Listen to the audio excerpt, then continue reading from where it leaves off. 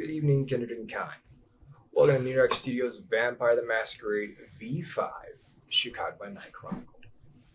Before I get into a brief recap, let's go around the table and introduce Chicago's favorite coterie, starting on this side. Hey, Memphis Piper, Clan Torador. Alistair Grayson, Clan Ventru. Marilyn Alcott, Clan Malthavian. Dr. Erwin Ruth, Clan Chimere. And my name is Elijah Israel, or by my Twitch channel, Panoy Boy. I'll be your storyteller this evening. Last session, our coterie was dispersed from the sewers, going their separate way. Marilyn and Erwin went to assess the damage of the inhabitants that lived within the labyrinth, only to find carnage and destruction in the wake of the Black Spiral Dancers. Upon investigation, they found the haven of the Tremere Seer that lives in the labyrinth. Thankful for rescuing her people and herself, she bestowed a vision on the both of them. It was rather cryptic and well, cinematic, to say the least. What it means, hopefully our two kindred can discover that at a later date. Memphis beelined his way out of the sewers with his 2 bottles of Guru blood in hand and made sure to label them, "Do not touch property of Memphis."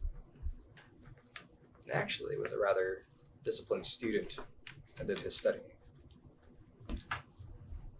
During that time, Kaido and Alistair had a bit of a heart-to-heart after having their discussion with Sierra about Yamaguchi and his relationship with her sire, Tally, and the Sabat.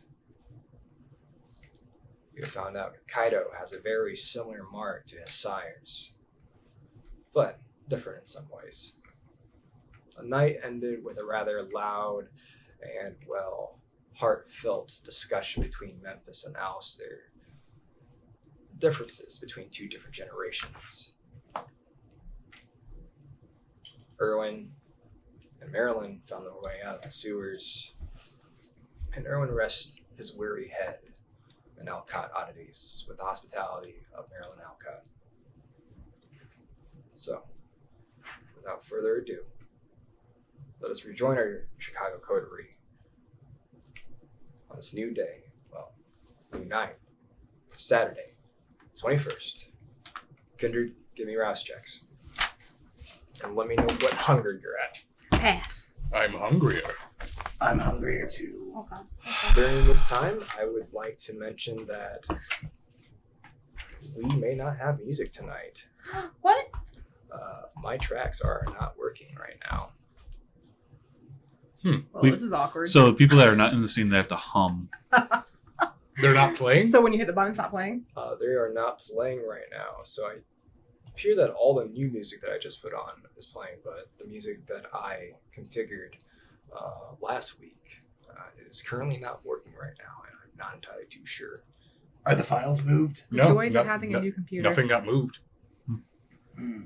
So, I guess tonight will be a rather silent episode.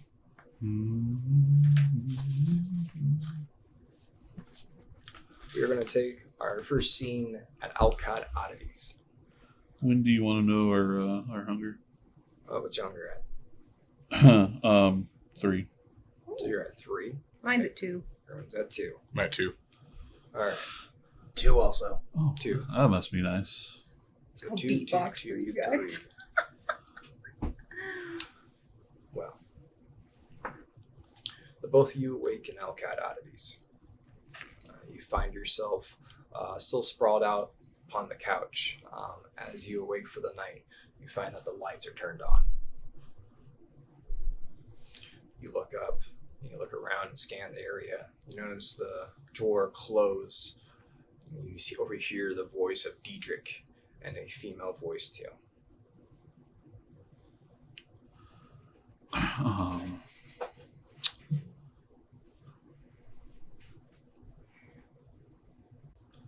I'll get up. I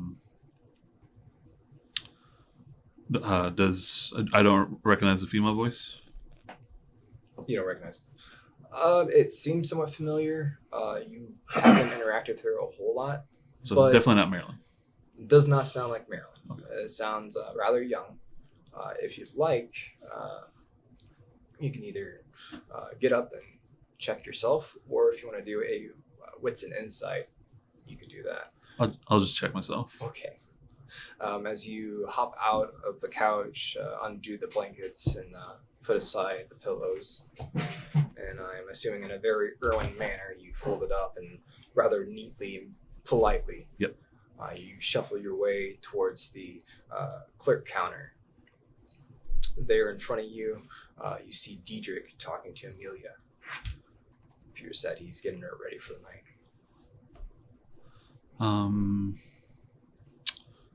I'll approach them. Okay. Excuse me, you guys happen to haven't seen Marilyn around, have you? Well, I would assume that she's still asleep upstairs. I tend to rise earlier than she does. Amelia, I'm sorry, forgive my associate's friend here. They had a rather late night partying, apparently. I've never partaked in that kind of scene, or even yet, but you must have a really bad hangover. No. Yes, you must have a very bad hangover, Owen.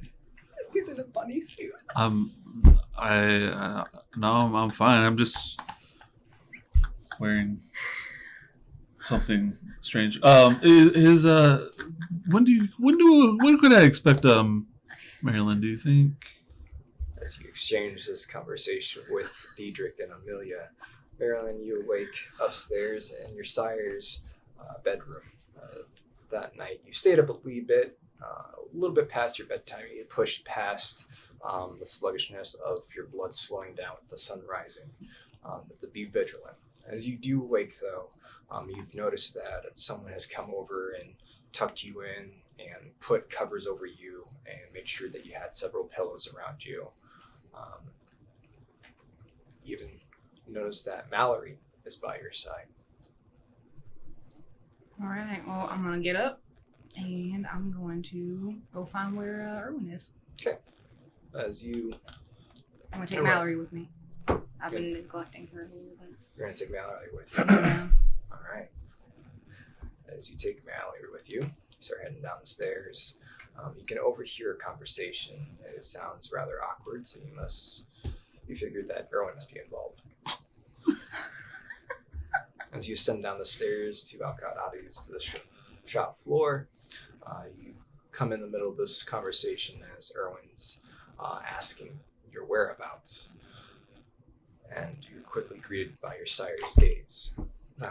Well, there she is.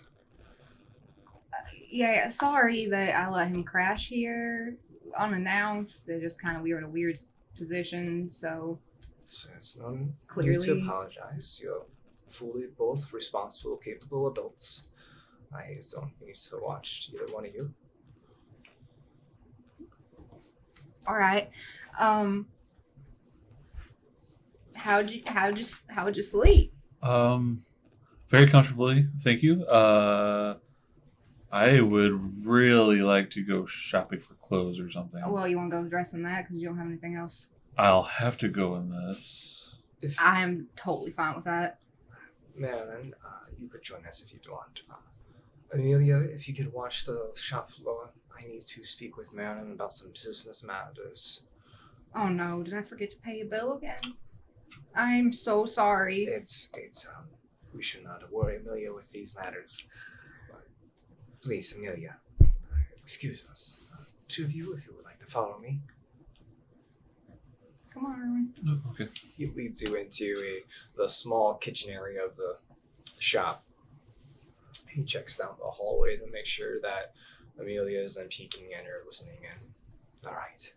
So, last night I made some phone calls and tried to cover up my disappearance from a couple meetings, but I have to make them up tonight. you don't hear from me, I'm probably busy. I'm going to most likely be watched by the sheriff, so I don't think there's anything to be worried about. I don't like that. Like what? We used to be gone. Like, how long you be gone? Like, what's my time frame here? When do I need to start getting worried? What do you mean? I just don't understand. My time frame, or?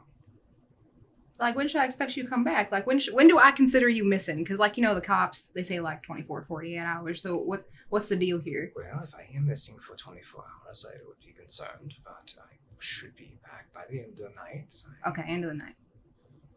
Okay, well, I'm off my way. You two have fun shopping for clothes. All right. Good night. He turns out and he leaves.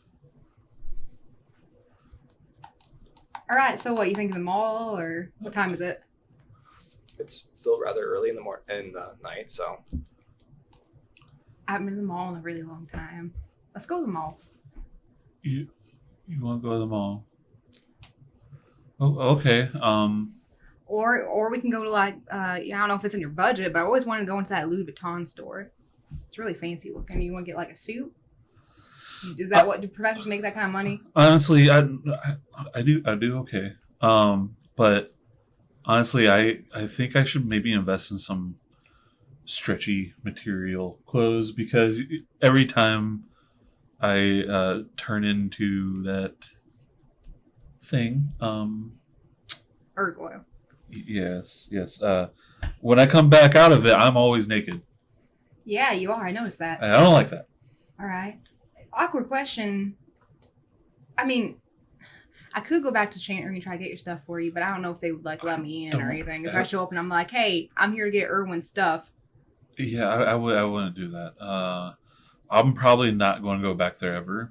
That stuff is gone. Do you have, like, there's got to be something important? I'm probably going to have to find another job. Oh. I I mean, I can try sneak in there. I mean, you don't have any, like, stuff from, like, your wife or anything? Everything's gone. I don't. Oh, that's sad. All right. Well, at least you don't have anything to lose, I guess, right? Just a lot of research notes. Yeah.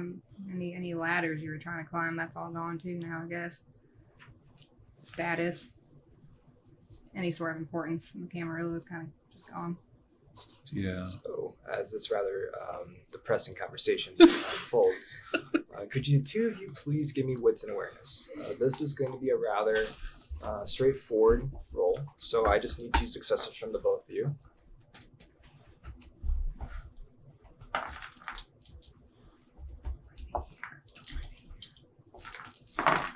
Oh my god. Nothing. Nothing. Literally blank on everything. How? 4. 4. Oh, well, that's a good way to start off the night. Sure. As you are somewhat starting to get into your own headspace, you're almost to the point where you're trying to zone out what Marilyn's sitting and trying not to spiral into despair. You hear Dietrich leave Alcott oddities. Marilyn, you're just absorbing the fact that you're having a conversation with a kindred in a bunny suit. Mm-hmm. It's the best day of my life. Though, Erwin, you hear the door open and close as Dietrich supposedly leaves. About a few minutes into your conversation, the door slams open and then closes. You hear almost, it doesn't sound hostile, but it does sound frantic. It sounds like Amelia is trying to talk someone down who's currently having a panic attack. I mean, and while you're in the bunny suit, we can talk about pink. I think it's your color, so maybe you should get some, like, pink shirts or something. Maybe like a little pink bow tie. Go through your little hat. Or you keep doing the thing with the hat? I really don't know. That's fine, right? But pink, I don't know if it really fits me. Maybe we should check what that was. What? The you didn't hear the door slam a minute ago? I was really engaged in that conversation. I was having fun. You should probably check the front. with him now pointing and directing into the sound, you do now hear that Amelia is trying to calm someone down in the other room. I'll walk over there. As the two of you investigate this calamity that's now happening out in the shop front, we're going to pan over to these two that are currently in Mr. Grayson's manor. Memphis, you awake in the newly refurnished carriage house. Right. Alistair so happily did for you. How would you like to start your night off? All right. I'm going to wake up, reflect over everything that happened last night, and then pull up my phone. And no, I have to get to business. So, what time is the final? What time is the final? Yeah. The final's actually on Sunday. So it's not tonight. It's not tonight. It's not tonight? It's not tonight. Oh my God. So much more time for activities. All right, I'm going to call an Uber. Okay. As you start dialing and planning out your night of Right. whatever Memphis decides is fun, your phone does ring. I'll answer it. You see that Kaido is ringing through on your caller ID. Hey, Yeah? what are you doing tonight? Oh, stuff? What are you doing tonight? Well, I was going to come over and do some last minute cramming with you and make sure that you pass tomorrow's exam. I don't know, man. I'm pretty crammed out. Wait, what? No, that's not how studying works. You don't... Or studying is better. Right, but I thought the test was tonight. So I did all my cramming last night. So it's tomorrow, so you should cram some more tonight. Right, but I've crammed so much. Yeah. My brain can only hold so much. All right, how about this? I will help you cram a little bit later. But I have to take care of some stuff. Okay. I don't want to get into it, but I might be going on a trip. Memphis, what are you doing? Huh? What do you mean by trip? You know what? I've said too much. Kaido, I'll just give you a call later. And we can meet out in my new house. I don't know if you know this, but Alistair bought me a house. He bought you a house. He bought me a house. And it has a recording studio. That's pretty sweet, so... Oh, the carriage house. We're not settled on a name yet, but, I mean, that's an option. Okay. Just call me when you're done doing your little trip tonight. No problem, buddy. All right. Talk to you, little bro. Don't have it. All right. So as you hang up on Kaido, what would you like to do now? I'm going to call an Uber. All right. You call an Uber. And the destination. Uber still comes out to my place? Huh? I'm surprised Uber still comes out to my place. There's nowhere Uber won't go. Yeah. Or just after the whole naked They're incident. trailblazers. Yeah. I guess that's true. Yeah. Brave So- souls. Where do you want to go? Alcott oddities. Especially after one. So you want to go to almost died. Alcott Oddities. Yeah. Okay. Oh, is Memphis going shopping with us? All right. So This you is go gonna be to an episode. Alcott Oddities. All right. Eventually the Uber does arrive. Come on. As you get into the Uber, you tell the driver you want to go to Alcott. Alcott oddities. All right. Alistair, you awake for the night. Is there any particular way that you like to start your night off? Well, first of all, did I wake up before Memphis? You'll never wake up before Memphis. Odds or evens? With odds. Odds. I have alarm clocks. You have alarm clocks. Yeah. Odds or evens? Evens. All right. Memphis must have got a little bit more sleep than you. Yes. Okay. So by the time I wake up, he's already gone. He's not gone, but you do catch the glimpse of his Uber leaving the premises. It does take quite a while for an Uber to arrive, but if you were to intervene, you would have to intervene in a very dramatic. Oh, no, extreme way. I'm not going to intervene. I'm going to sit there, I'm going to watch him leave, and I'm just going to pray in my own head that he took some level of competence and understanding in what I spoke to him about last night. Besides for that, I'm going to see if I have any mail or messages. All right. You do have mail. And you actually do have a letter. It's handwritten, too. Whoever wrote this in a calligraphy pen. And very old-fashioned. All right. It's just addressed to me. Correct. It's just addressed to you. I'll go ahead and open it up, read it. As you start reading it, the gist of the letter seems that a individual by the name of Lucy would like to have dinner with you tonight. She lets you know that some old friends of yours are in town and would like to have a discussion about business affairs. She's heard of a new place called the Market Bistro, and it's heard it's the talk of the town, and would like you to promptly arrive within the hour. And do I recognize the handwriting at all? Tell you what, why don't you go ahead and give me a wits and insight or an investigation roll? Yeah, you can do wits and investigation or wits and insight. Difficulty for this is straightforward. I'll do wits and insight. So 2 successes, please.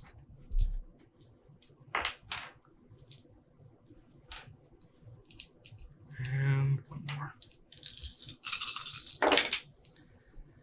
That is going to be 6 successes. 6. All right. As you go to overlook the letter, it doesn't take you long to put 2 and 2 together that this is from Lady Justicar Cinda. Okay. This must be Oscar showing up with the new operatives. I grit my teeth at the thought of seeing Oscar again. All right. Fuck it. I go ahead and I toss the note, and I get dressed, get in my car, and I head to the Black Market Bistro. Okay. I believe you are taking the Wraith, yes? Yes. All right. You take your Wraith. At this point, you already know what is required of you for the use of the Wraith, so I won't even have you roll for that. As you take your vehicle and you make your way towards the Black Market Bistro, this is going to be rather interesting. All right. 2 of you. Me. As you get out to the front room and you see Amelia currently trying to calm down a very shaken Audrey. You've never seen her lose her composure. When you look up at her, you see that a lot of her mascara and makeup is currently running from tears being shed. Her eyes are bloodshot from crying. It's okay. Amelia, get back. Get back. Those are crocodile tears if I ever saw them. She's upset. It's fake. What? Are you still hungover from the other night? I don't understand. Yes, I had lots of beer and my head hurts, but I need you to step away from her. You can't trust her. What do you want, Audrey? As Amelia somewhat steps back from her friend, Audrey quickly steps up to both of you. You notice that she is, in fact, crying. Her face is all red. Her mascara is running down her face. You see her compose herself and her hands brought down to the middle of her. I don't know who to turn to. I need your help. Oh, it really pains you to say that, doesn't it? I need your help. My dad is hurt. I want to roll an insight check on her. Okay. Go ahead and give me wits and insight.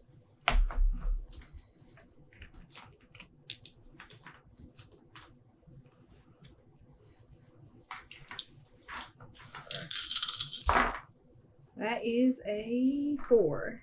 4. Okay. It appears that she is not trying to lie to you. Any sort of subterfuge.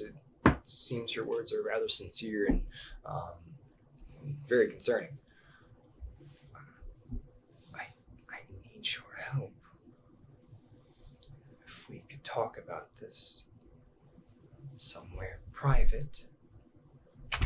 All right. Do you want me to close down the shop, Marilyn? No, that's all right. You can stay here. Keep doing what you're doing. You're doing a great job. You follow me. Okay. Audrey. All right. Whatever. Erwin, you're coming with you. Don't whatever me. I do the whatever in here, okay? This is my house. Fine. All right, follow me. I'm going to take her down to the study. Okay. As you lead Erwin and Audrey down to Dietrich's study. Give me wits and awareness, the two of you. Do I know who her father is at this point? I can't recall.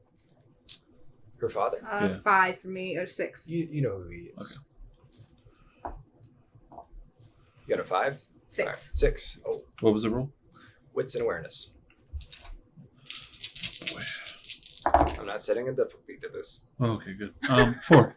Because I'm rolling 300. I am so nervous. All right. With both those rolls, as you start ascending down towards the study, you see a pair of headlights pull up to the front of the store. Memphis, Yeah, you have now promptly arrived to Alcott Oddities. it's coming together. And there's no Alistair. All right, I'm gonna get out. All right. Do the lights seem on? The store is open. You see Yes, it. I'm gonna open the door. Okay. I'm gonna run up, open the door, and do I see Amelia? Okay. So, do you have freckles with you? Yes. All right. No. As you burst into Alcott Oddities with freckles in hand, can I help you? You! Yes. I need your help. Okay. You two, now as you're almost at Dietrich's study, you could hear Memphis exclaim out towards Amelia. Oh no.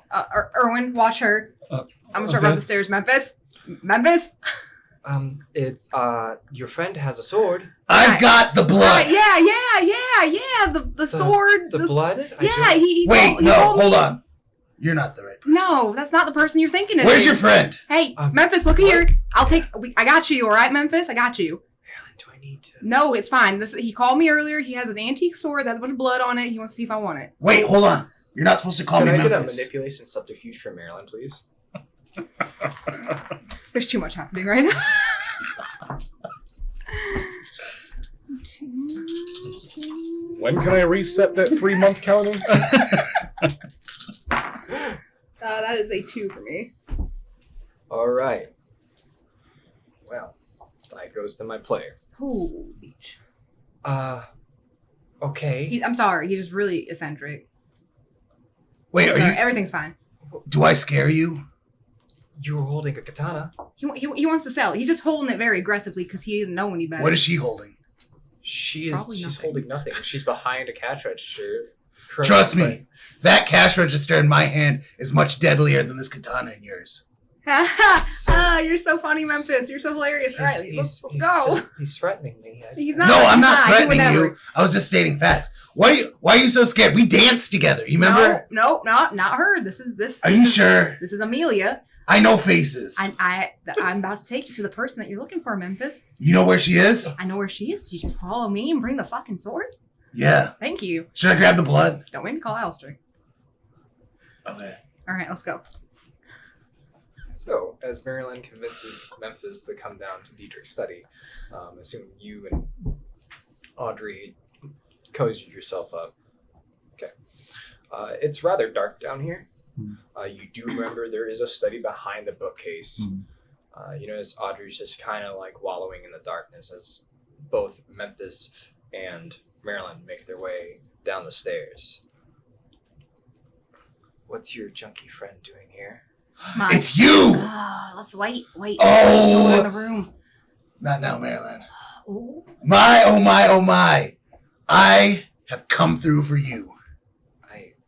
don't. I'm going to open up understand. the door to the study. Okay. As you open up the bookcase and to the study, you reach around and flip on the light. Maybe we can carry this on in a more secure room, maybe, possibly. Wait, why are you guys here? Well, I live here. Wait, why are you meeting with her? She just showed up crying. We're about to figure it out, Memphis. Wait, you crying? As you look at her face, she's got mascara running down. She said there's something wrong with Her her eyes dad. are red, and you can see her Oh my God. cheeks are stained with tears. What's wrong? Where'd you go, boo? Oh, Memphis. Oh my gosh. She's vulnerable right now. Don't hit on her. I'm not hitting on her. She walks right into the study. And nobody touch anything. Everyone just sit. If there's a place to sit. If not, chair, sit on the floor. Okay. There's Dietrich's chair in the middle of his desk. There are rather large piles of books stacked rather high. They can make makeshift seating if you would want. Stay and sit. I don't care. I'm gonna sit on some books. All right. I'm gonna stand. All right. So as Erwin stands and Memphis makes himself comfortable upon some dusty books, Audrey just kind of stands about in the study, somewhat pacing, tapping her foot, a bunch of nervous gestures as you all pile in to make yourself comfortable. So my dad was with this guy, and he got hurt, and he's not able to heal. Wait, what? Who hurt him? He was out with you, and Ramsey? Erwin! Erwin. I didn't do anything. What if At your least I other don't think half so. did? My other His other half. half. His wife's dead. Oh, that one. I don't think so. Wait, you say Erwin hurt him? I wasn't with him when I transformed. the only thing I can get my dad to talk about was that supposedly he was out with you. He said your name over and over. What you gasped? What does that mean? Yeah. Well, no, I do recall that the last I saw him, I informed him that I was extremely hungry, and so he distanced himself from me, and that was the last I saw him. Did he So- have bite wounds on him? What did No, you do to him? I didn't do anything. Well, he's got like a lot of holes in him. I'm assuming Erwin. he was looking for Ramsey. Ramsey almost killed me, and I'm assuming that he may have found Ramsey again. Okay, all right. So what can we do? What can we do? I don't know. Wait, do hold you- on. Do we have to, there's that thing we can clap for him. We can go find and clap for him. No. Wait, what's do you- Ramsey's stuck in the upside down? What are you two talking about? What clapping? What is that gonna do? What vampire powers is yours? You know, like fairies when they start dying, No. you gotta clap and say I believe. That's Do you know where your father is right now? well, I was gonna take you two with him, but I don't know about taking you there. Yeah, it's true. He is a junkie. Why am I a junkie? You came storming in here talking about bringing blood. What kind of blood? Let me guess. Werewolf blood Yeah? from the sewer. You have werewolf Yeah. blood. Maybe. How much? No, last time I had it, she drank it all. Now you... I don't want to drink it, We're getting off topic here. but we should go find your father and maybe assist him in any way we can. All right. Oh shit! Well, I am still in a bunny If you office. promise he doesn't like eat them, then I guess he can come. I'm not going to eat something. I'm a vegetarian. Well, kind of. I only eat animals. Okay. All right. So say when we do even get there, I don't know what we're supposed to do I to don't help know. him. Use your vampire powers or something. What?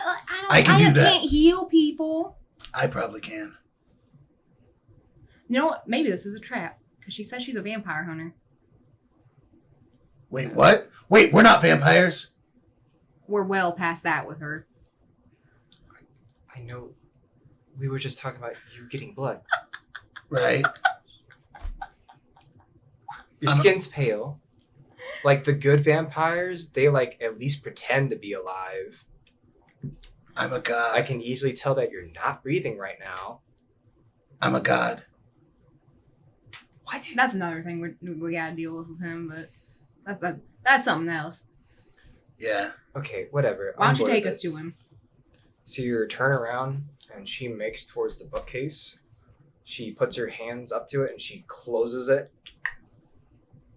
You watch her take her fingers and start lining the frame of the bookcase. As she does this, that flashback when you chase both Morgan through the door kind of roll through your head. You see runes start to glow on the bookcase as she slides her hand on it and opens it. You see her disappear and it closes behind her. Oh, all right. I guess she's not our help anymore. Looks like the apple doesn't fall too far from the tree. I will go up and just like touch the door. Touch it, nothing happens. Oh, all right. I guess that's done then. Wait a minute. Was all this for nothing? All of what? Coming downstairs? I was literally just looking for her. Yeah, I mean, apparently she wasn't interested in the. Also, you! How did you hurt Lazarus? I didn't hurt him. I let him know that was famished and Right. that he should probably stay away from me, and he did. I will let the soft RP roll through. Don't mind me, please. Well, why didn't you... Wait, hold on. You were the last one to see him, and he has holes all over him. You are admitting that you're hungry. Yes, but I didn't do anything. I had just come out of torpor from Ramsey, and Alistair picked me up. I saw him leave the room. I didn't see him anymore after that until Alistair came to pick me up, and then whatever happened to me in his car. All right, where did you see Ramsey? Oh, it was at it was in some building that we ducked into. Actually, he dragged me into it. But where? Do I know exactly where the building was? Let's take a brief pause as you're not. Okay, there you go. It's freezing. So, what are we currently arguing about? He's asking if I know exactly where the building was the last time I saw. Can he please roll Yeah, to remember, please? you could do a wits and insight. I will set a difficulty of this, though, and the difficulty will be a moderate difficulty because it was a rather sporadic event. It was more or less you went into the building of instinct and, try and get out of the way. So, go ahead and give me a success of 3. Do I have to roll that? I don't want to remember now. That's literally just hunger die. You don't have to roll it. Okay, here we go. There we go. Okay, good. It's 1. 1. Just 1. Okay. It was a rather hectic night. Both you and Lazarus were attacked by Ramsey. You rushed to a nearby building, but for the address, you can't quite remember. You remember Lazarus handing you his phone, and you called Alistair. Other than that, you don't really remember where you were at. You at that point in time, you didn't Google Maps or anything along those lines. Plus, a smart device in your hands is rather, still foreign. Right. I don't recall the exact place. God damn it. All right, hold on. Wait. You said you said Alistair. Alistair picked you up. Yes. Awesome. I'm gonna call Alistair. Okay. Memphis, you make a phone call. It's you actually kind of have to walk around the basement a little bit to get signal. It's rather hard. Eventually, you do get signal down in the basement. Now, so your phone rings. All right. I pick it up. I'm assuming I'm on the way to the bistro. Correct. Memphis, talk.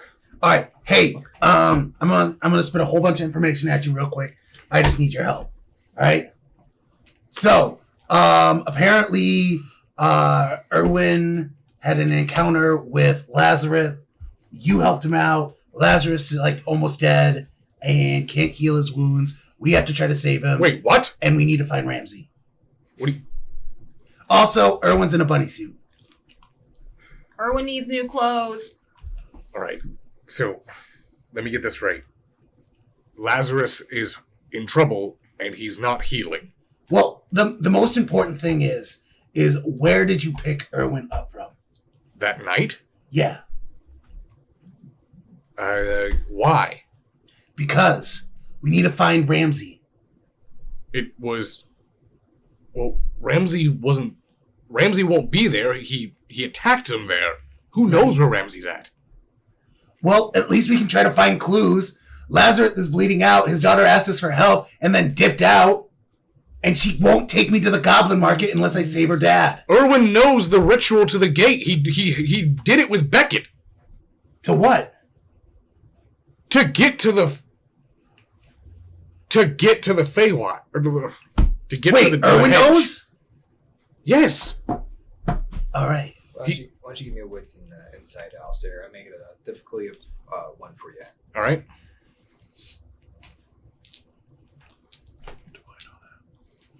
I'll get to that. Like, damn, that's broken as fuck if I know that. 1, 2, 3, 4. It might be the fact that Memphis rallying on about all this nonsense is rattling your memory. You start to slow down, stop getting mad at Memphis. You think. You remember the ritual was to get into the network. Morgan trapped you in the coterie. Wait. Stop. All right. I'm remembering this wrong. That was the network. Morgan's the one that cut us into the hedge. Oh, yeah. Crazy.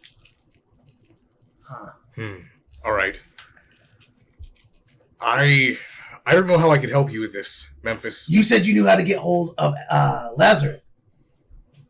You told me that last night. Correct, but isn't he currently hurt? Yeah, but we can't get to him to find out what's going on. All right. So it's either that or go to try to play Scooby-Doo and try to find Ramsey. And you said that you were here. You were there with his daughter. Yes. She did the door magic and went through it. All right. Well, if she wanted you to go to the hedge, she would have took you with her. We're not trying to get to the hedge right now. We're trying to save Lazarus. Keep up. All right. Then tell me what your first plan of action is. All right. Call Alistair. Find out how to get to Lazarus or to find out where Erwin got stabbed because he can't remember. All right.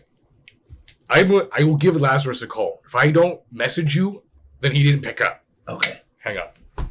I'm going to quick call Lazarus's phone. That's all I can do. Okay. As you call Lazarus' phone, you start pulling into the Black Market Bistro. You actually dial and go straight to voicemail. Oh, you're shit out of luck, Memphis. Don't you have the phone? And I head inside. We No, switch scenes to the Black What? Market Bistro. because I came back home naked. Oh, I yeah. had nothing. Alistair, as you make your way into the Black Market Bistro, you now are greeted by your hostess. Well, it appears, Mr. Grayson, that you have guests again. Yes, it's been some busy nights. I'm assuming you already directed them to the meeting room. Of course.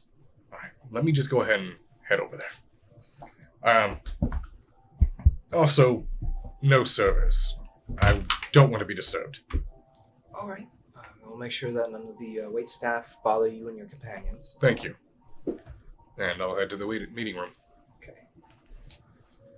As you enter into the meeting room, you can already see the shadows of 4 individuals currently conversing as they sit down. You slide open the door and make your way inside, and you're quickly seen and greeted by Justicar Lucinda.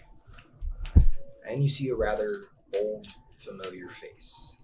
With his cul-de-sac hairline, white hair, and his rather wrinkled skin.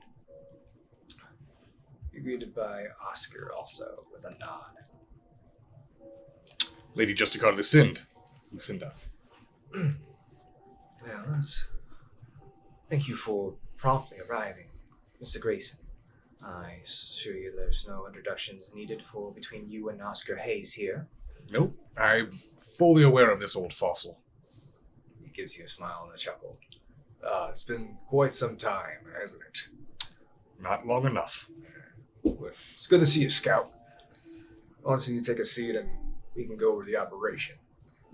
Absolutely. Let's sit down, and is there a briefing or a dossier on this? There's several files laid out in front of you. Well, I would like to introduce your two new recruits. This is Trey Davis, as she gestures over to the young gentleman that's sitting across from her. He's a rather broad individual. He's dark complexion, very muscular. This individual must have been embraced at his physical peak. He looks like a professional athlete. He's clean-shaved face. He has a shaved head, and he has rather intricate shaved lines. It comes down to a braid that comes all the way past his neck down to his back. And this is also Kendra Hansen. To the left of this rather tall individual is a female. She's fair-skinned. She's a bit shorter. Platinum blonde hair, very similar to the Primogen for Torador, the city. It's swept back, though. It's more or less either product or what have you. It's very aerodynamic by the looks of it. She has a very distinct, very deep blue eyes. Though, when you look upon her in comparison to her companion, she seems a little bit more emotionally withdrawn. She doesn't seem all there. She almost looks like she's in a comatose state. All right. Anyone else? And that's it. Just Oscar, Trey, and Kendra. Well, Trey, Kendra, pleasure to meet you. Alistair Grayson. You see Trey speak up. He extends his hand out. It's a pleasure to meet you. I shake his hand. He has a rather firm grip. Everything so far from conversing with Trey and at least looking at him, he looks to be either ex-military or some sort of special ops. Just the way he carries himself and just his physical physique. When I shake his hands, did I feel any calluses built up, specifically on his trigger finger and where the gun would rub up against his palms? Yes. I'm actually going to make you roll for that. So that was a It's creepy. good question right there. What would I roll for it? You don't have to roll at all. Okay. I'm just going to give it to you. Yes, you do feel the calluses there. Ex-military. Yeah. Where'd you serve? Marines. All right. Good bunch. Where were you deployed? Afghanistan. Okay. How many operations? I did 8 tours. 8. All right, boys. Well, as much as I would love for you to talk shop, let's get to the operation, please. You two new operatives, we are going to do a test run, Mr. Grayson. It's been quite some time since you've been part of the UC6. I have been recently informed that you have an SI problem here in the city. We do. It's one that I've been trying to work on tactfully, but Kevin's had quite a bit to deal with. Do you know the current situation with the SI? Other than the situation that happened with Vienna, which I was also informed that apparently we were involved in. At this point, Lady Jessica stands up and starts pacing around the room. Well, besides that spectacular shit show, things with the SI have, escalated, you could say. The U.S. military and the Vatican have combined forces and, have been doing some experiments, it seems. Are you familiar with their archangels? Can't say I am. There's some sort of religious crusader warrior. I guess you could say that. They are rather aesthetic for their cause. Though, don't let the aesthetics fool you. they are rather lethal in their true faith. We don't know how they've gotten around to acquiring these supernatural feats and strength, but we're assuming it's with the abductions of our kind. We have leaked that there is a Anarch base of operations right outside of Gary, Indiana, with the help of, well, your friend Genghis. Some interrogation here and there. He likes to talk. Yeah, you poke him enough, and Genghis is not so tight-lipped. Well, tonight will be a field run. Why don't you two go with Mr. Grayson here, and of course, Oscar Hayes will be leading the mission. Get familiar with these two. You're going to be working hand in hand when hopefully Tally gets here. Use these Anarchs as a target practice. So are you saying that, by chance, if the Anarchs were to somehow fall prey to this attack, then It's just unfortunate. unfortunate timing? Understood. Bait and switch. Both Kendra and Trey are rather well equipped for these type of operations. They're a little different than Ella and your old Nos friend. Poor Hartman, I wish he was still here this day. He was a rather fine operative. Hartman was a good soldier and an even better person. Yes, it is unfortunate.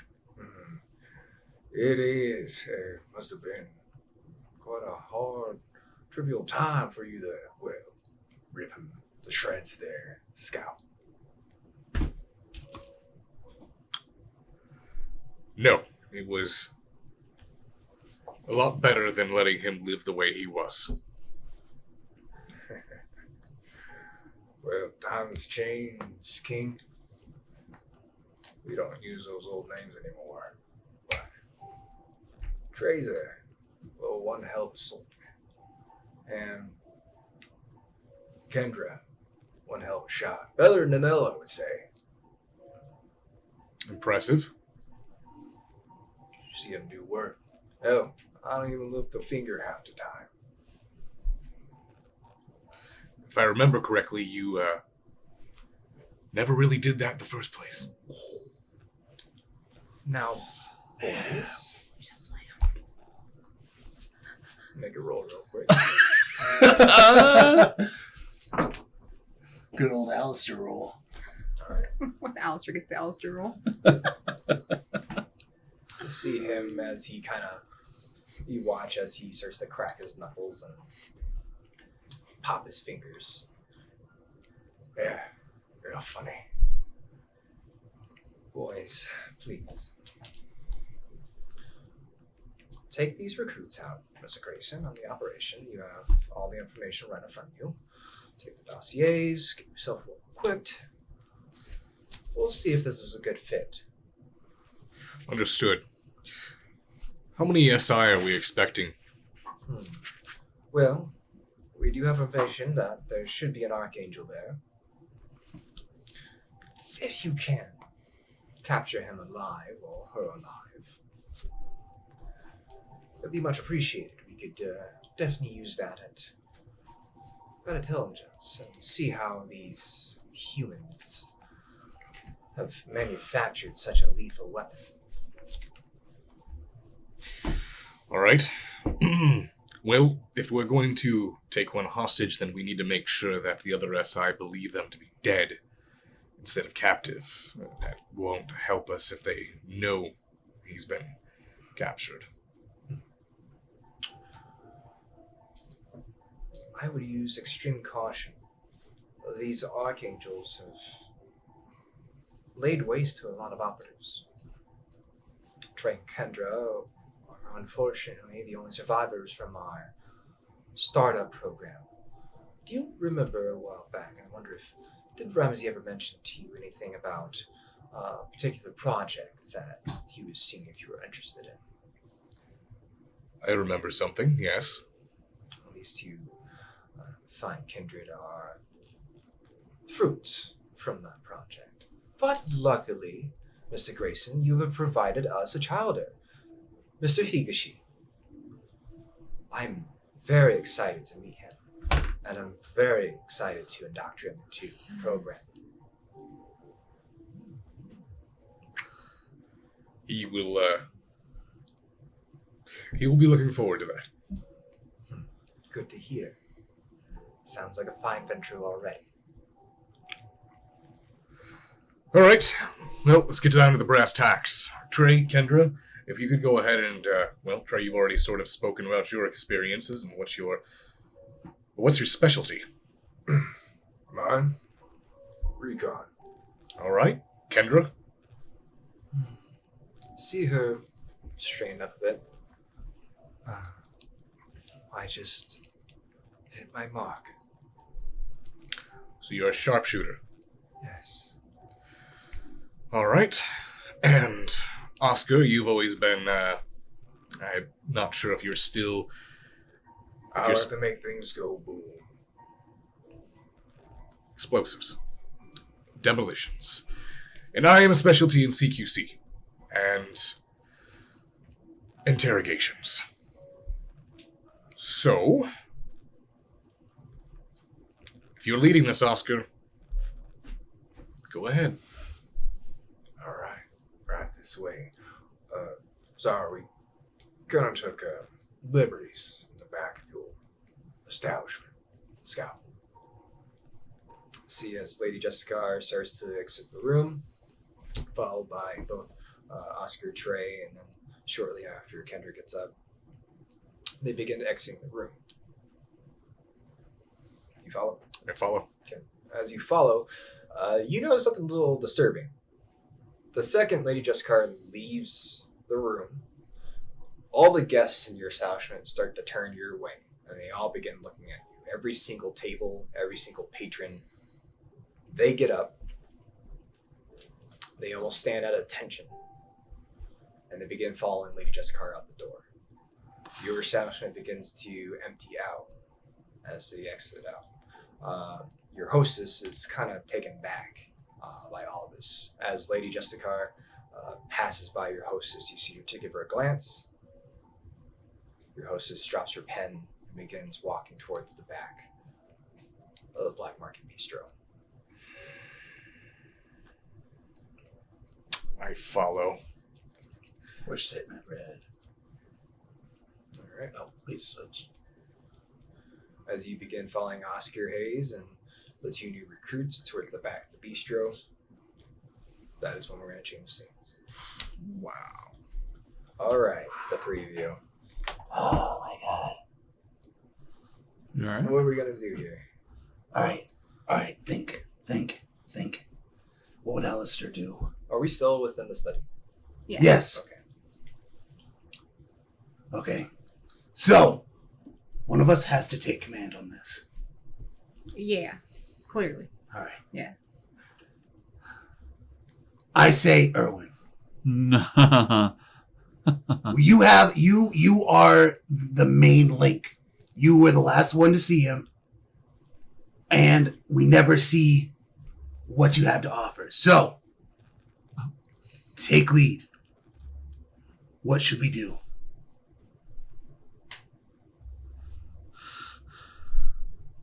I'm in a bunny suit right now. You want to lead? You want to follow me? That's the least of our concerns right now. Yeah. We need to figure out. You think that's be the weirdest thing in the hedge if we get there? No. Wait, why is everyone about going to the hedge? Because probably where he is. Why would he still be here if he's hurt? Wait, he can go back to the hedge? I don't know if we can or not. I'm saying that's No. I'm talking about Ramsey. Oh, you're trying to find Ramsey. Wait, who are you guys trying to find? Lazarus. Well, we can't find Lazarus. If Lazarus wants us to find him... How are we going to find Ramsey? Well, He also probably has access. He's been there you for know how what? long? You're right. Where should we go? I'm going to start looking around the study. Do you want to do an investigation roll? there might be something in here. We could look real quick, give a quick look over, see if there's anything we can find that might help us. All right. Yeah.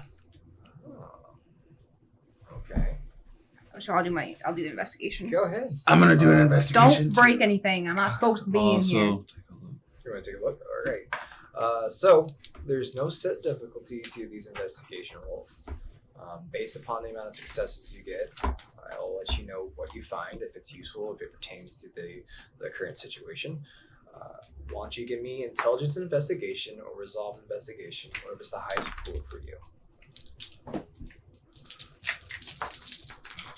I'm a regular Herlock Sholmes.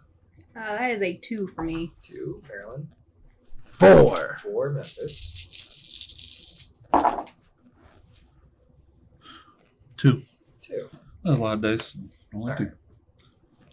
So, the two of you automatically go towards books. You begin looking around and trying to cipher through different lore books and different books upon Fae, and start studying that.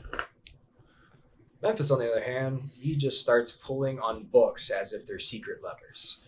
He starts knocking them down off the shelves. As It's gotta you be in do, here. Memphis, you come to a bookshelf and you begin checking behind, and you go to put your hand against the one on the bookshelf, and it feels hollow. It feels like there's no wall behind this bookshelf. Whoa. Hey, I got something hot. Over here. All right, great. Stop throwing books off the shelves. I thought we were looking for clues. We are looking. We're not making a mess. These have a particular order, Do you right? think they're going to put the clues out in public? No, they're going to hide the clues. You guys are looking through books? I literally found something. How What does is this? Alistair live with you? Can I reach through it? No. Though it is rather thin. It doesn't appear to be built out of rather sturdy wood. I'm going to rip it down. Hold on. No. Memphis, stop. Memphis. So are you trying to? So you're trying to pull the bookcase down? Oh, it's a bookcase. It is a All bookcase. right, no, I'm just going to try to shove it out of the way. You're trying to shove it out of the way. Yeah. All right. Why don't you go ahead and give me strength and strength? I'm going to set the difficulty of this to a challenging rating of 4. I got 2. You got 2.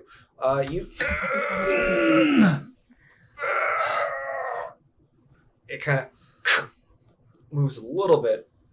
You knock a couple more books down. You now feel a breeze come through. It's cool.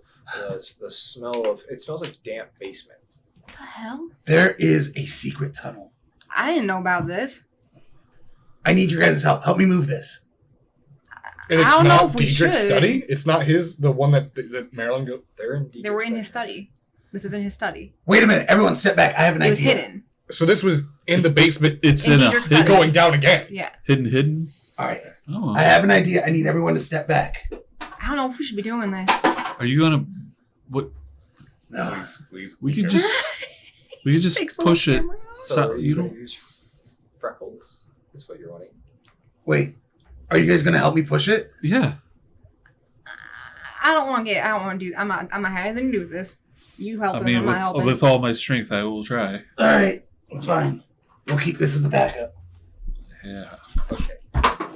So Katanas. If Great we're- chopping wood. if we're going to do another strength roll, I Yeah. want the both of you give me strength and strength. So your strength doubled. The difficulty is still 4. So if you collectively get 4, 2 die. I got 2. Oh You got my two? god. all right. I got 2. Oh. Okay. So as you both give it a really good push, you lean your shoulder into it. The bookcase eventually gives away. You and you slide it open, knocking over a plethora of books off the shelf. All right. I'll take the time to pick up the books. No. We don't have time for that. We have to go down. Wait. I'm sorry. You're the leader. Do we want to waste time picking up the books, leader? We should probably not leave this place in a complete mess, Yeah, but we can come back. or we might be able to come back. What if Lazarus doesn't make it back in time? It'll literally take a second to just stack them. All right, fine. I'm going to use celerity and pick them up. You're gonna use celerity. Yes. Alphabetical order, Memphis. Okay. So watch Memphis as he just frantically throws books back onto the shelf. Okay, can we go now? Yeah, we There's a secret tunnel that's going to lead to whatever we're trying to do. Last time I found a secret tunnel, my collarbone. No, your collarbone got broken. Yes. I got my own ribs stuck into my hand. Yes, stabbed. But we have a story. Let's just We go. grew. We gained something from that. I don't know if he's gonna be back anytime soon or not. We got. If we're gonna do this, we gotta do it now. Exactly. Let's go. Right, leader? Yeah. All right. You're the leader. Lead. All right. Follow me. Alright. We descend. So as the coterie goes into this rather secret room, So- doesn't appear that it descends down anywhere. It's a rather large part of Alcott oddities. It's either an old wine cellar or what have you. But smack dab in the middle of this room is a coffin. And it is nailed shut. A plethora of dust and cobwebs is gathered on top of it.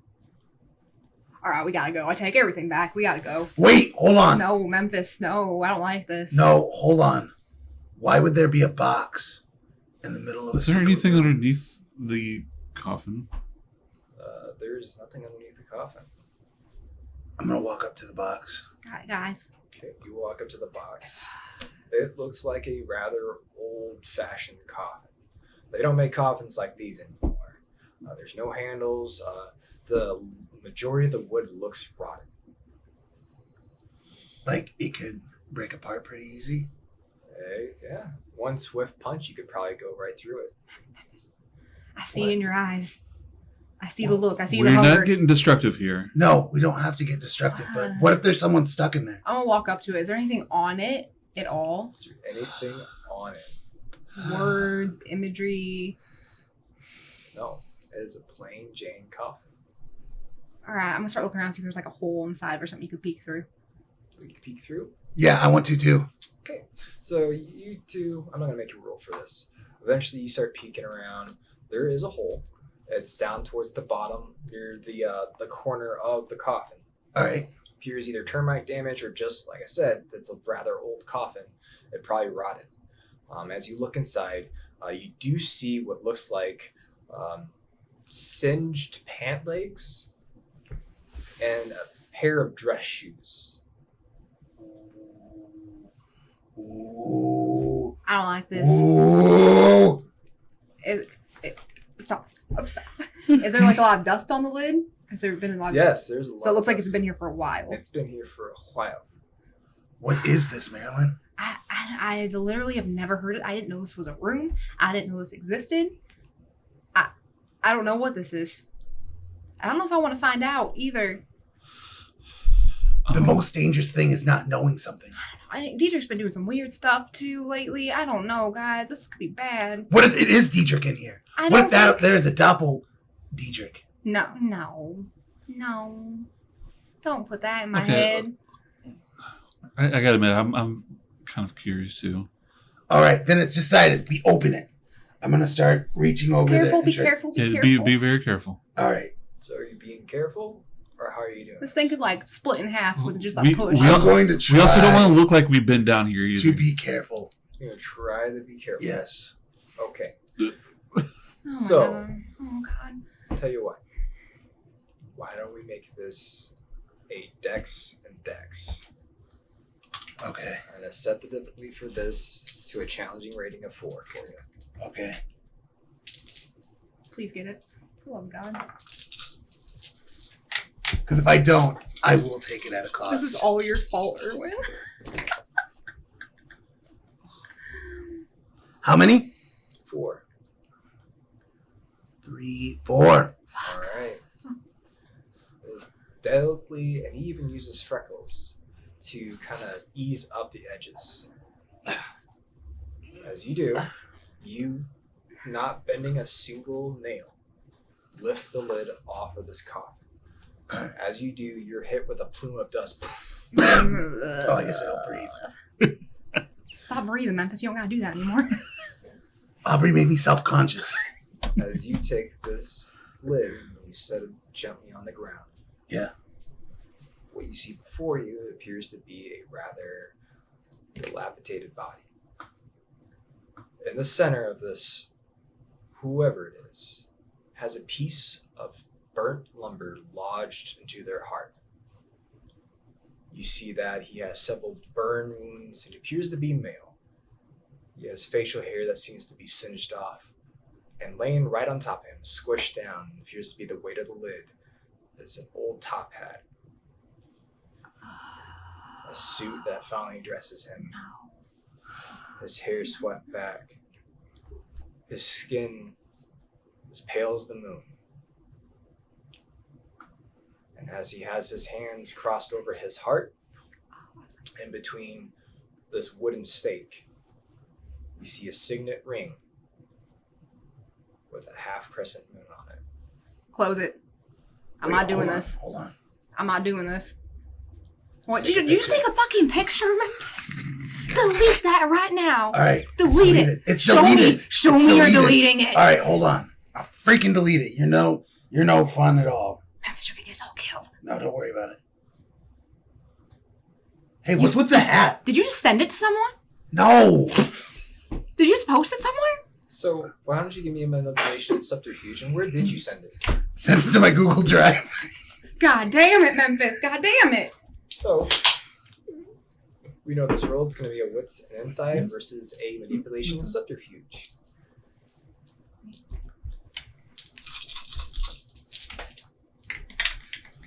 Wait, you don't need to know who it is. What? Yeah. What's he doing down here? 2. I know what he's doing down here. 2. Marilyn, what's your wits and insight? Oh, sorry. I was busy talking to my classmate. My classmate. We kind of imagination. Freaking the fuck out right now. I got a 1, 2, 3, and a bestial. Whoa. Well, you beat It me. appears, Marilyn, you see through Memphis' facade. As he went to pocket his phone, you noticed at the gleam of his sunglasses that he so happens to wear at night, you saw that he was on Google Drive and was sending it to his private folder. I like you, Memphis. I really do, but you're not What? getting me in trouble. I'm not going to get you in trouble. I saw you got on the Google. You put it on the Google. Can everyone see that now? No, only I can see it Delete or it. send you an invitation. All right, you know what? We'll have Alistair deal with that later. All right. All right. Now, Close this. hold on. I'm going to pull off the hat. You're gonna No, don't pull out touch the his hat. stuff. Yes. Okay. As you do, it's rather old and stingy. Plume of dust kind of like falls off of it. It's somewhat scrunched. Do you know this person? Can try not to meta this. In game, could I have an inkling to who this could be with the ring and the hat? You could do a wits and insight roll if you like. I want that ring too. No, I will break your hands. I'm gonna set the difficulty this to 2. That is a 1, 2, 3, 4, 5, 6, 6 in a bestial. I don't know, it's a bestial. Oh, so you got 6. Any Yeah. criticals? Yeah, 1. 1 critical? Mm-hmm. Is it on your hunger die? Wait, no, it's not. Okay. As you take it in, if you could do this, your stomach would be in your throat right now. As you look at the ring, as it gleams at the light that pours in from the study, it shines. In the middle of it, it says ruby color. And you remember seeing a very similar ring on your sire and on Jonathan. As a flash, it hits you. You almost relive it. The flame is hot. You feel the heat on your skin.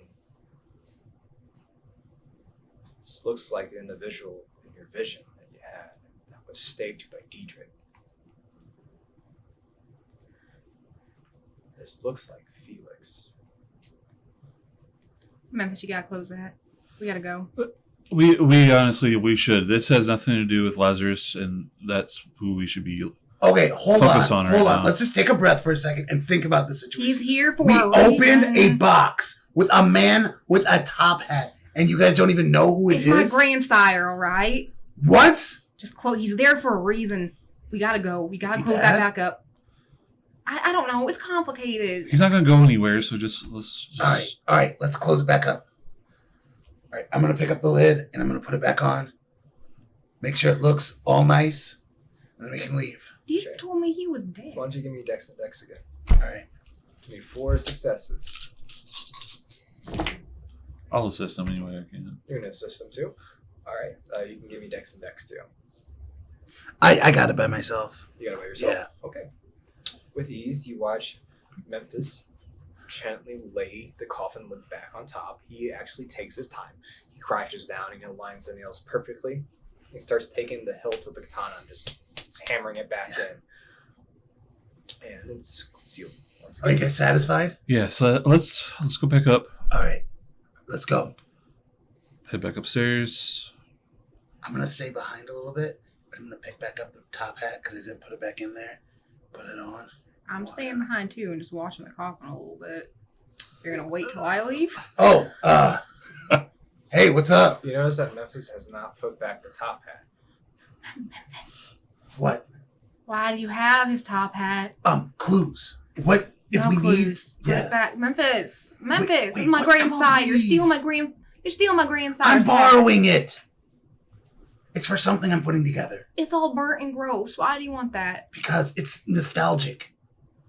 It's going to be trendy, Can't you get one from the Google? but this one has history. You're gonna get me in so much trouble. I'm not going to get you in trouble. You can't get in trouble. You're a free elf. You know what? Fine. You know what? Yeah. You know what? You're right. If Deidre kills you, he kills you. Let's go. Wait, what? He can make your brain come out through your nose. No, I've been practicing. All right. Yeah. We'll put this. No. He can't find out we did this. Go put it back. I'm getting too bold. Just put it back. You guys want me to open it back up again? Yeah. It's just I don't care. Open a crack and shove it in there. I don't care. Just do something. All right. I'm going to open up a crack a little bit. Try to just slide it in there. Okay, this is a little bit more difficult. So, Top hat's pretty large. Not if you. Yeah. He's gonna crush it. That's what it was. but It if was you like that when you opened please it. visualize nails sticking out of Yeah. and try All right, to fine. I'll take the whole thing off again. Okay, same thing. Dex and Dex. 4. Doc, can you give me a hand? Girl. Doc? What? That's actually Is an it Irwin Dex thing and right Dex? there. What are we doing? Dex and Dex. Dex and Dex. Be careful of the steak too, Memphis. Don't go I got over it. stuff. Never mind. I don't need your help. Sorry. Okay. I just wanted to be safe. I just picture Memphis being like, Doc, can I get your help? I'm just staring on He's just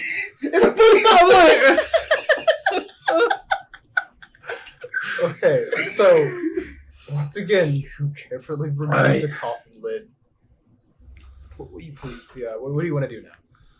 All right. So this is taken care of. What's our next data plan? Find Lazarus. This has nothing to do with Lazarus. All right. How do we find Lazarus? Wait. The girl. Aubrey? No, the other one. Amelia. Yes. She probably has a way of contacting Aubrey. True. From there, we can get back to Lazarus, and from there, we can go find. I lost my train of thought. What were we doing? No, you're right. We can ask her for a way to contact her and let her know that we are wanting to help her out. Yeah. Yes. All right, but first, before we do any of that, we gotta make sure everything is back the way it was. Right. Just do sweep real quick. Everything has to be back. He will notice. He won't Even the notice. slightest nudge of a piece of paper. No, we are so. I You won't, promise you're gonna you- tell me he won't notice. Yeah, he probably won't notice. I promise you, I would notice. You wouldn't have noticed. I would notice. You only notice it because you're here. So as these two are arguing with each other, you do notice that Memphis, in his midst of celerity, has put half of the books back onto the shelf backwards. I'm just gonna go fix it myself while they're arguing. So as this is transpiring down in the Oh basement, my of god, Alcott, I'm so bored. we go back to Mr. Grayson. I got the Black Market Bistro. Alistair, you quickly follow behind Oscar Hayes and the new recruits at the back of the bistro. You notice the majority of the customers are getting into these rather clean, unmarked black vans. As they start dispersing out, you notice Oscar gets into this. It almost looks like a news cruise van. Set for is also unmarked and is black. It's rather large. All right. So, got some equipment in there. I don't know if you got anything that you want to take with you. Yeah, I can outfit myself. Are we not bringing any equipment then? Well, we got toys. You notice he walks towards the back of this van and he opens it up. As he does, you notice hanging off of the wiring inside, there's several firearms lined up against the wall of the van. You notice there's a rather large sniper rifle there, very similar to what Ella would like to use. All right, good. Looks sufficient. Let me go ahead and just grab some equipment, and I will be ready to depart.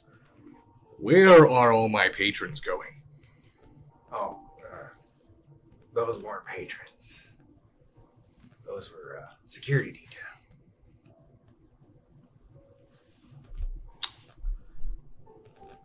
Security, eh?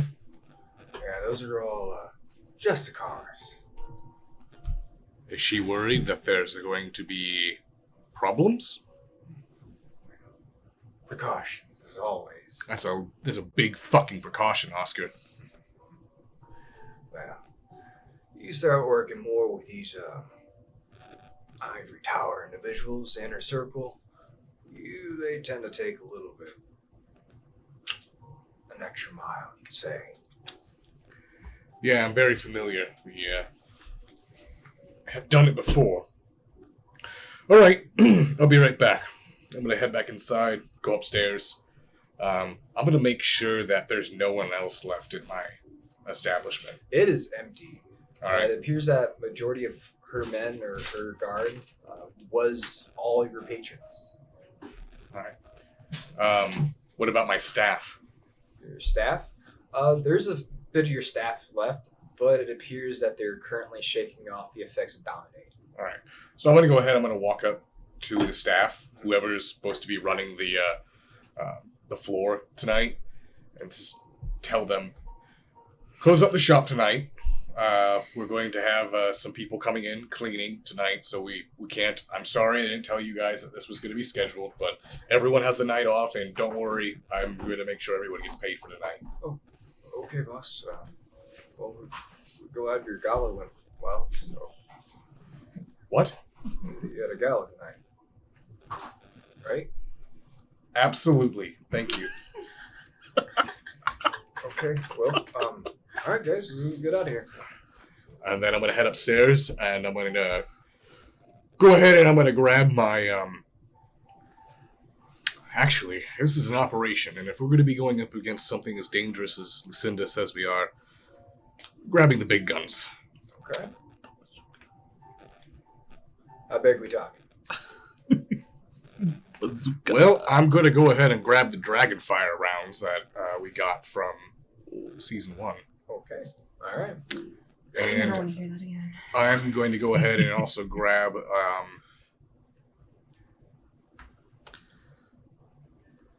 I'm going to go ahead and grab an M4 as well. Okay. Modified for close range.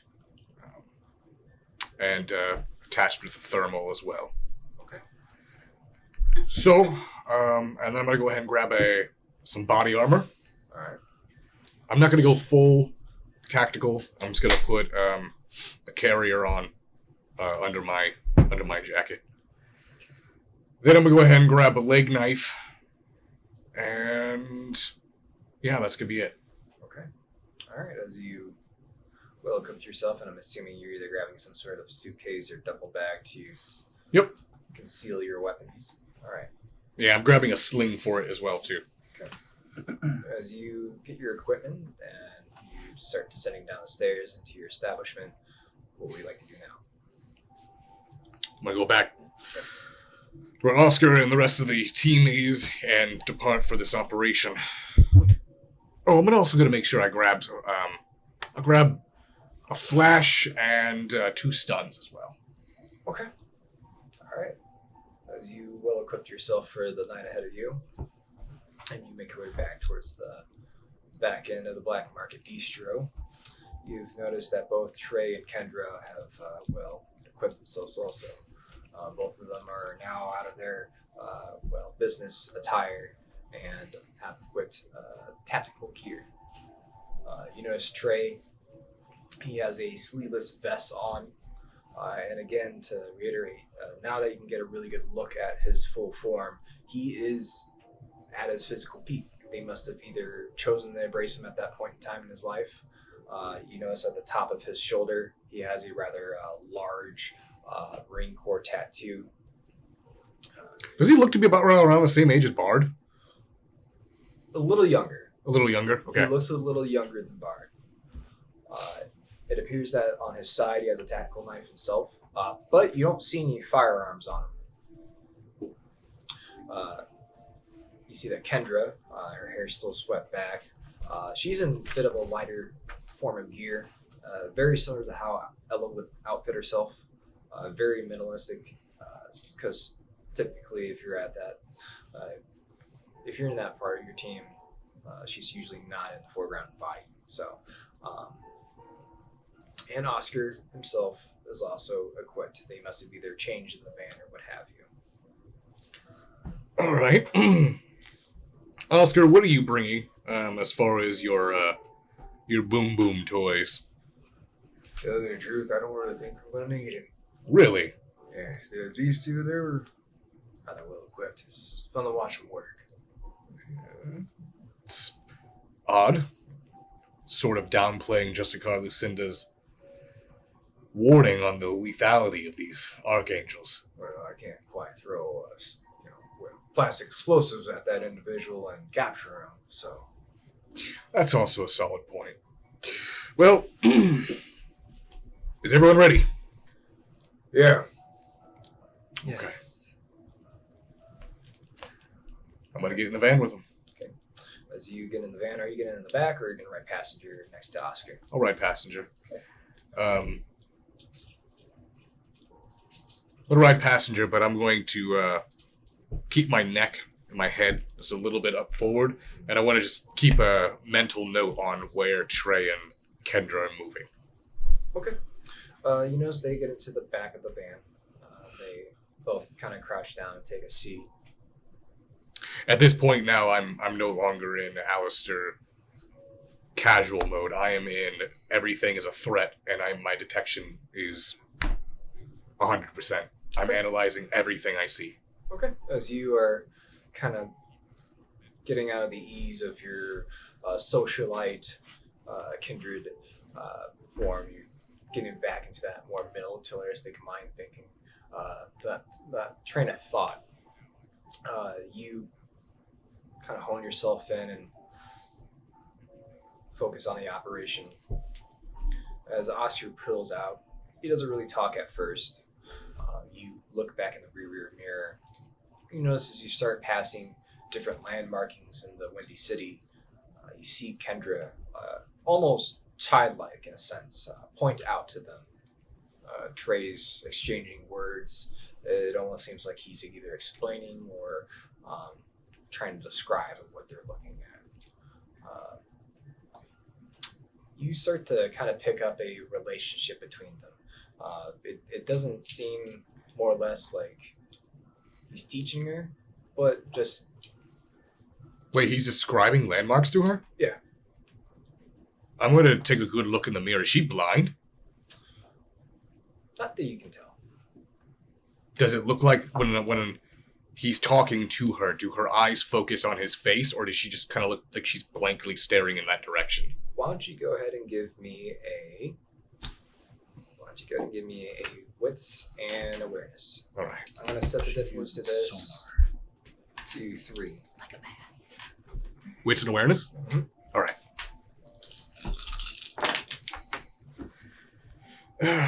That is going to be 4. 4. Now that you're really trying to hone in on her, you notice that her eyes have changed. They're no longer that piercing blue. It seems that they're almost black. Very similar to the Von Kaisers. With the exception of, you notice that her actual pupil comes back every once in a while. It's almost like she has ink in her eye as it swishes back and forth. As I'm getting my sling ready with the M4, and I'm going to attach the suppressor and just checking my equipment on it, I'm going to start conversation. So, Trey, Kendra, didn't quite catch what clan the two of you are with. Well, I'm Gangrel, and Kendra here is Hakata. Ah, Hakata. All right. This should be good.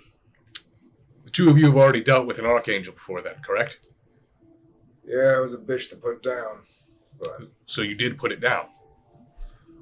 yeah, a couple times. Reassuring. What's the weaknesses? Any? Put a lot of bullets in it. Okay. How are they without a head? Well, it's like anything else without a head, they don't work real well. Good. I like that plan. Oscar, Yes.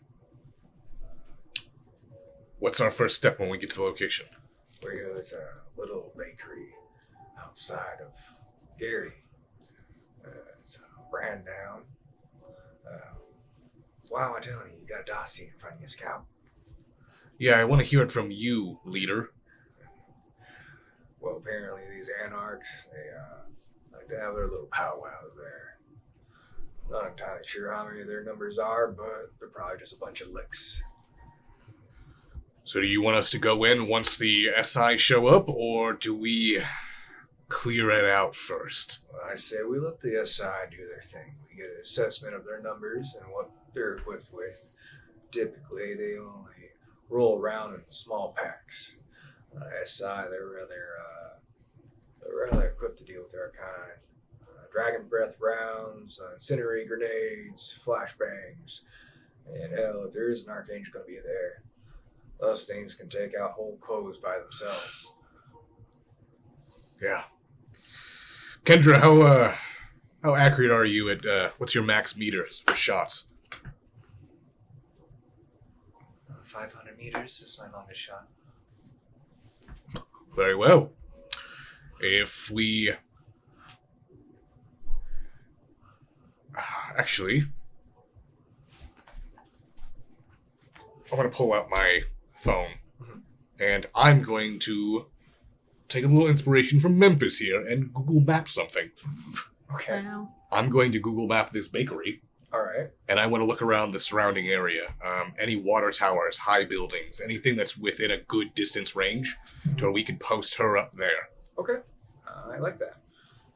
As you roll out your phone, I tell you what, there's no roll necessary. You pull up the bakery, you type in the address that's in the dossier. You notice it's Julie's Bakery. It was the establishment. It's been closed for quite some time. It looks like they closed down in 2002 and just hasn't been able to sell the building. Okay. It is definitely on the outskirts of Gary. There's a gas station a couple miles away from it, but it's almost in the middle of nowhere. It appears that this was more production. They did have a shop front to bring in tourists before they hit the city, but other than that, there really isn't a whole lot around. You start zooming in with Google Maps to see if there's a water tower nearby. There is one a few miles out from it, kind of a little out the ways. Looks like it wasn't an old field or what have you. but it looks somewhat run down in the photo. Unfortunately, with Google Maps, they don't update it as regularly, so Okay. it's not such an up-to-date. It's on the outskirts. Any homes or residences within the area?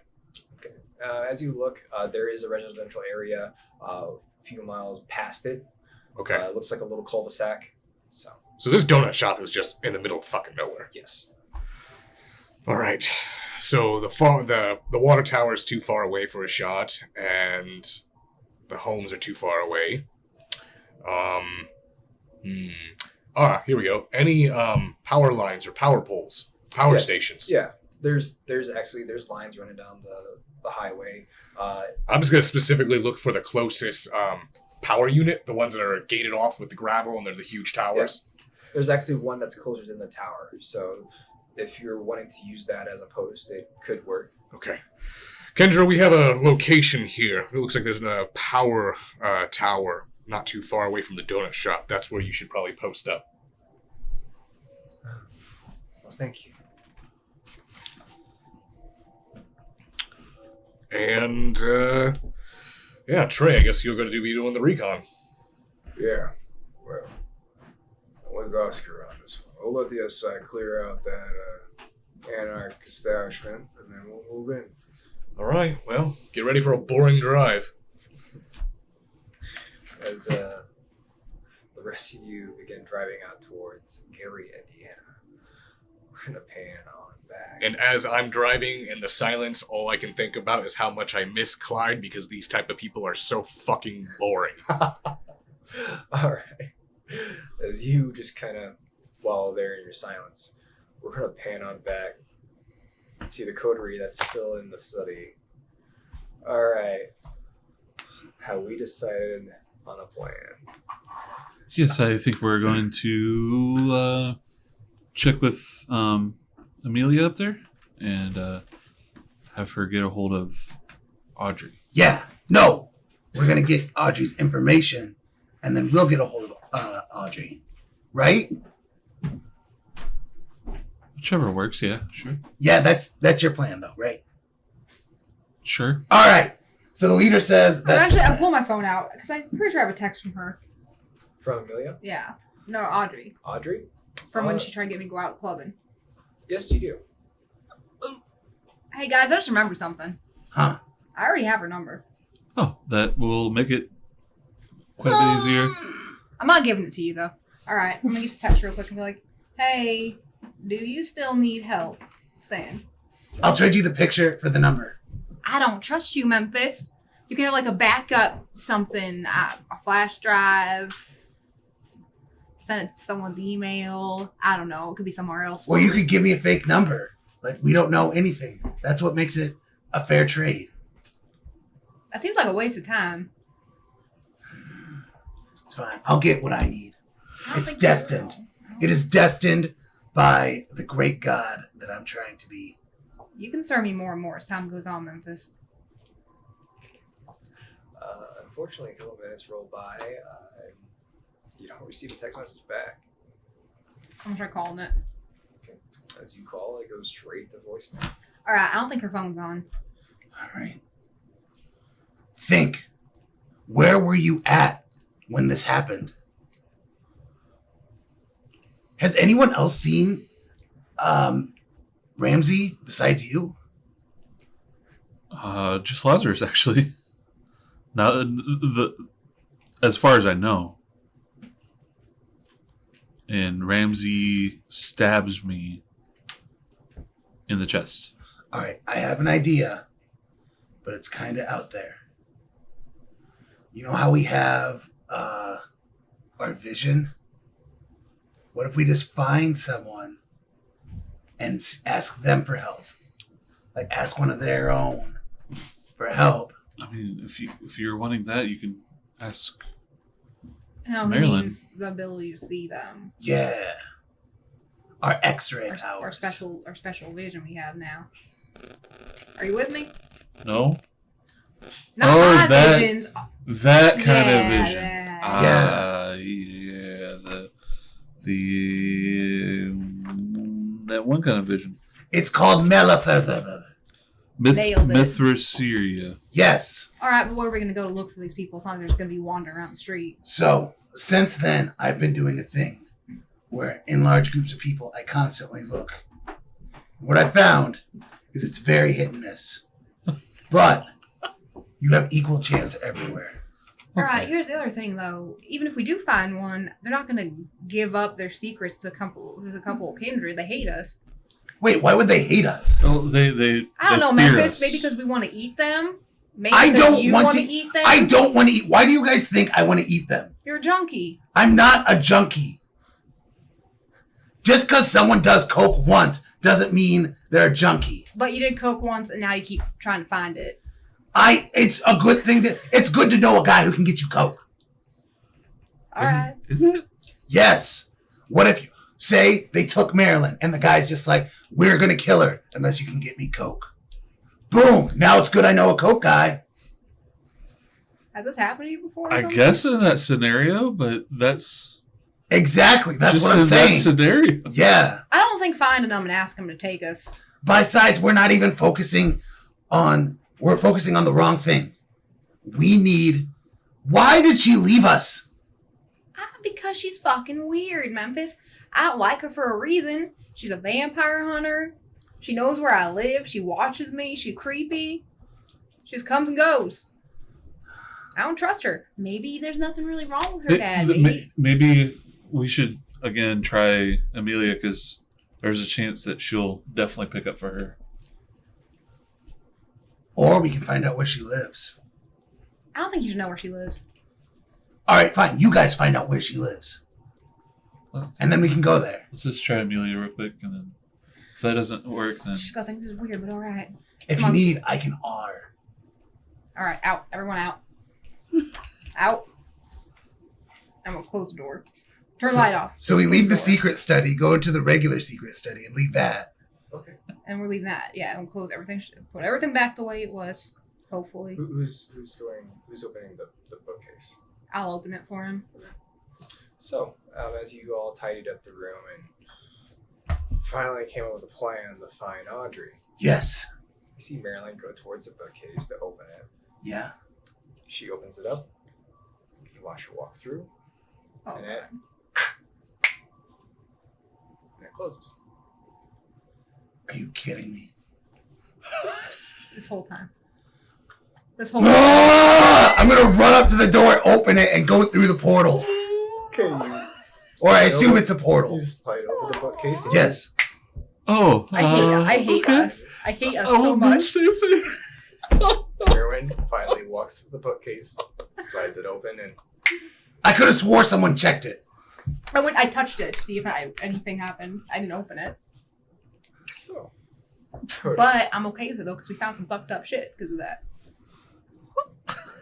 As you finally ascend into the hedge, that bridge into the dreaming, you're greeted with a rather familiar setting. As you look around you and you start staring up to the night sky, you notice the tall briars, the tangled mess, the macabre vines and leaves Oh that my wrap God. around this place. I really don't want to get stuck here again. We're here again. That dirt road that's paved in front of you, as you all kind of gather your composure and Oh my God. look up, you see a rather impatient, angry Audrey. We were looking everywhere for you. I opened the door. We don't understand your fairy stuff, okay? We don't know how it works. My dad. We need to hold someone's hand to get to where we need to go, okay? I think I made a mistake. I think you guys are stupid, and Well, I think you're you don't- stupid too, so there. Oh. You're stupid. You're stupid. No, you're stupid. You're stupid. I'm gonna grab some dirt. And try You're to put it in my double stupid. pockets. You gonna put dirt in your pocket? Yes. Fey dirt. So you just start putting dirt Yes. in your pockets. Okay. Maybe you should just take us to Lazarus, and we'll help as best we can. Okay. I don't. Whatever. We're here.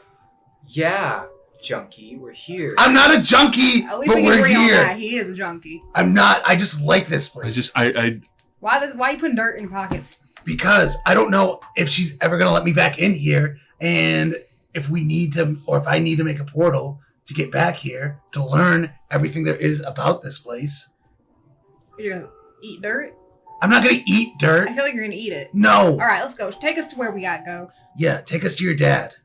So, as you begin following Audrey, you start to watch her human form begin to dissipate.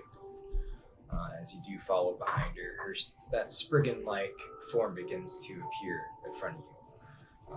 Her stomach encased with what looks to be fireflies glowing on the inside of it.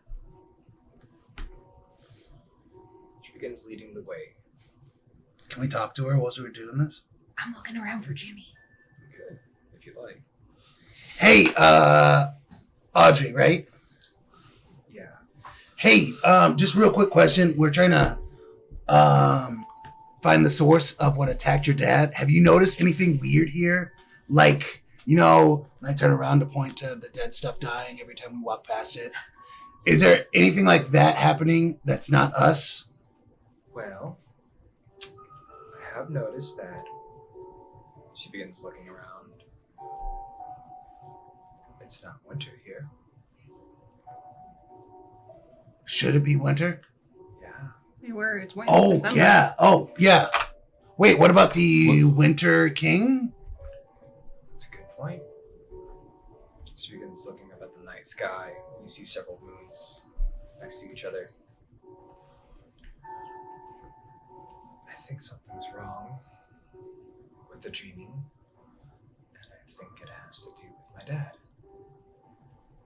She begins to lead the way. You've noticed something now. This hedge has shrunken down.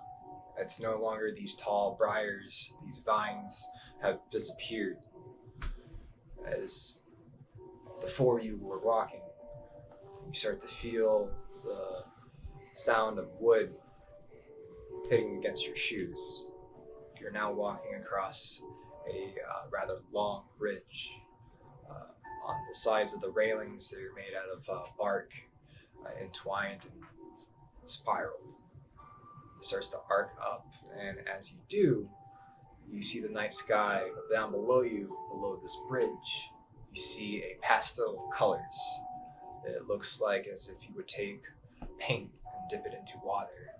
You see greens, fuchsias, pinks, bright blues. It looks like it could go on and on and on. It doesn't look like water. It looks like some sort of mist or what have you. If you were to fall into it, you could fall forever. Who knows how deep it is? Can I take the hilt off and try to dip it in there? You can.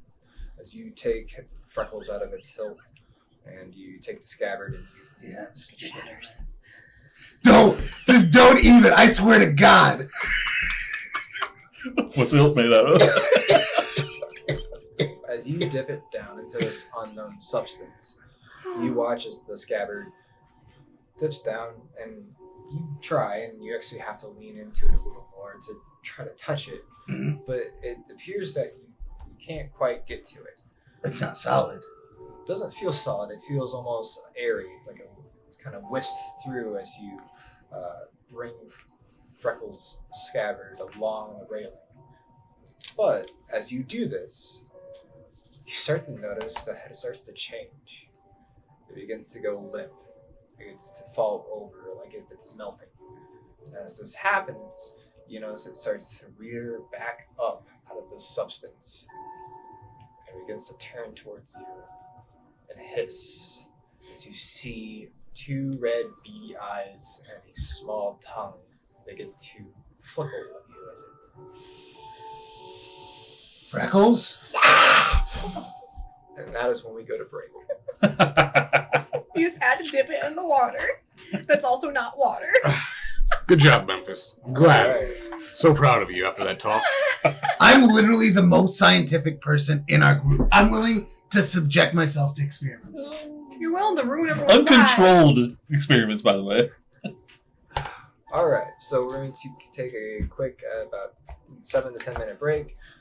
Use the restroom, what have you. Get a drink, refresh ourselves, compose ourselves.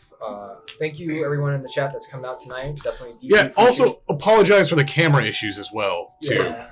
Not sure why it keeps freezing. Yeah, about partway through the stream, I figured out what was wrong with the stream deck and the music. So What was wrong with it? It was on the wrong profile. So there's 3 profiles now on our stream deck, and that was just set to the wrong one. So that's something I can fiddle with while we're on break. Thank you, Rain and Cam, if you're in the chat. If you all have any questions about NearDark Studios, anything about our streams, Rain and Cam are our moderators. Thank you all who have come out so far. Speaking of that, though, Cam's not here tonight. We are looking for 1 or 2 more moderators. Oh, sweet. So that's something that, if you're interested in, if you've been around for a while, shoot us a message on Discord or something. And a quick plug out to our partners over at the Onyx Publishing. They have just finished up with their virtual convention, their first time con. Q here had the pleasure of playing, I believe, V5 just the other day. Yes, it did. It was in Chicago, too. With some peeps over at Gehenna. So congratulations to the Gehenna and the peeps over at the Onyx Publishing for putting on a virtual con. It looked like a plethora of fun. So check out their content over at Twitch and also check it out over at their respective YouTube channels. So once we return, we will continue our vampire story. So I'm going to find the break button, which probably doesn't work because I'm on a different profile now. So I think I don't think it's going to work. Wait, why is there more than one profile? So we're going to... Are you looking to pursue a career in medical science? Then look no further than Chicago City University, where our expert faculty and staff will help you gather the tools that you need to push yourself into the future you want. Not enough time in the day? Have no fear. With our PhD professors, they'll be able to fill any time slot you need. Here's Dr. Ruth on his way to class.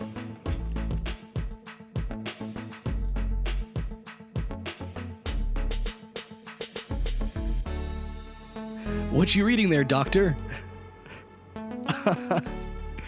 Okay, you keep your secrets.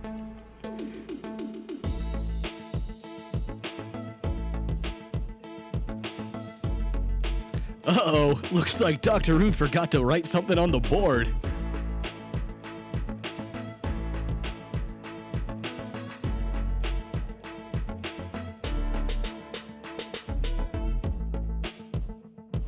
Professionalism, work ethic, knowledge, advancement.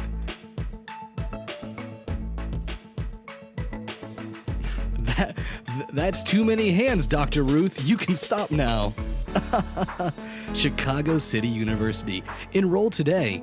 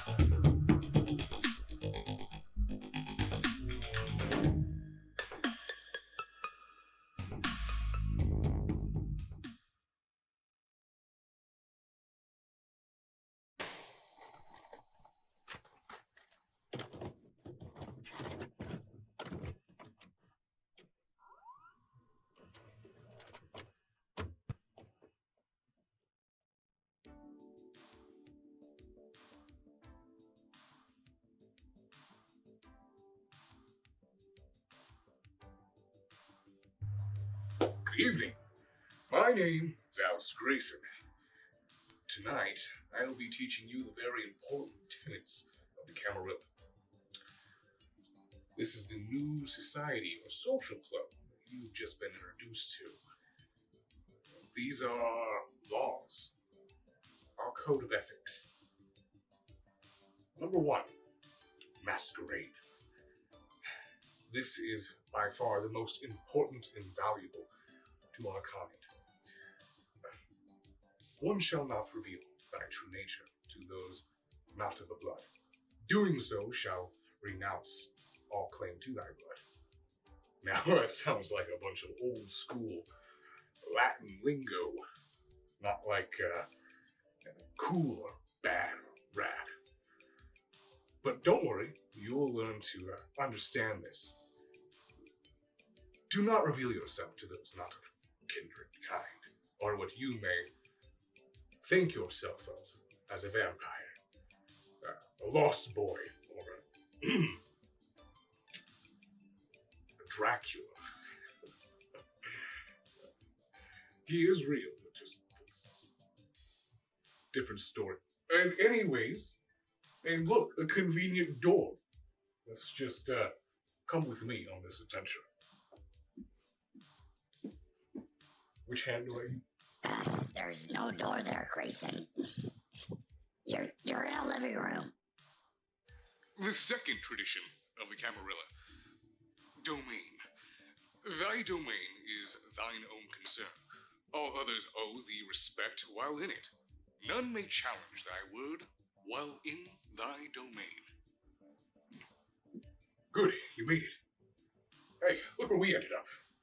This is someone else's domain, which means we have to be on our best behavior. I know you youngsters like playing with your skateboards and your G.I. Joes, but you can't do that here without asking for permission. Feeding, breaking the masquerade, these are all things that can't be tolerated here. You can rest assured, if you do that, you will not be smooth criminal.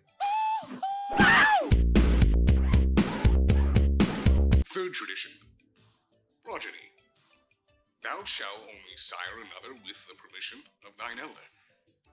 If thou createst another without thine elder's leave, both thou and thy progeny shall be slain.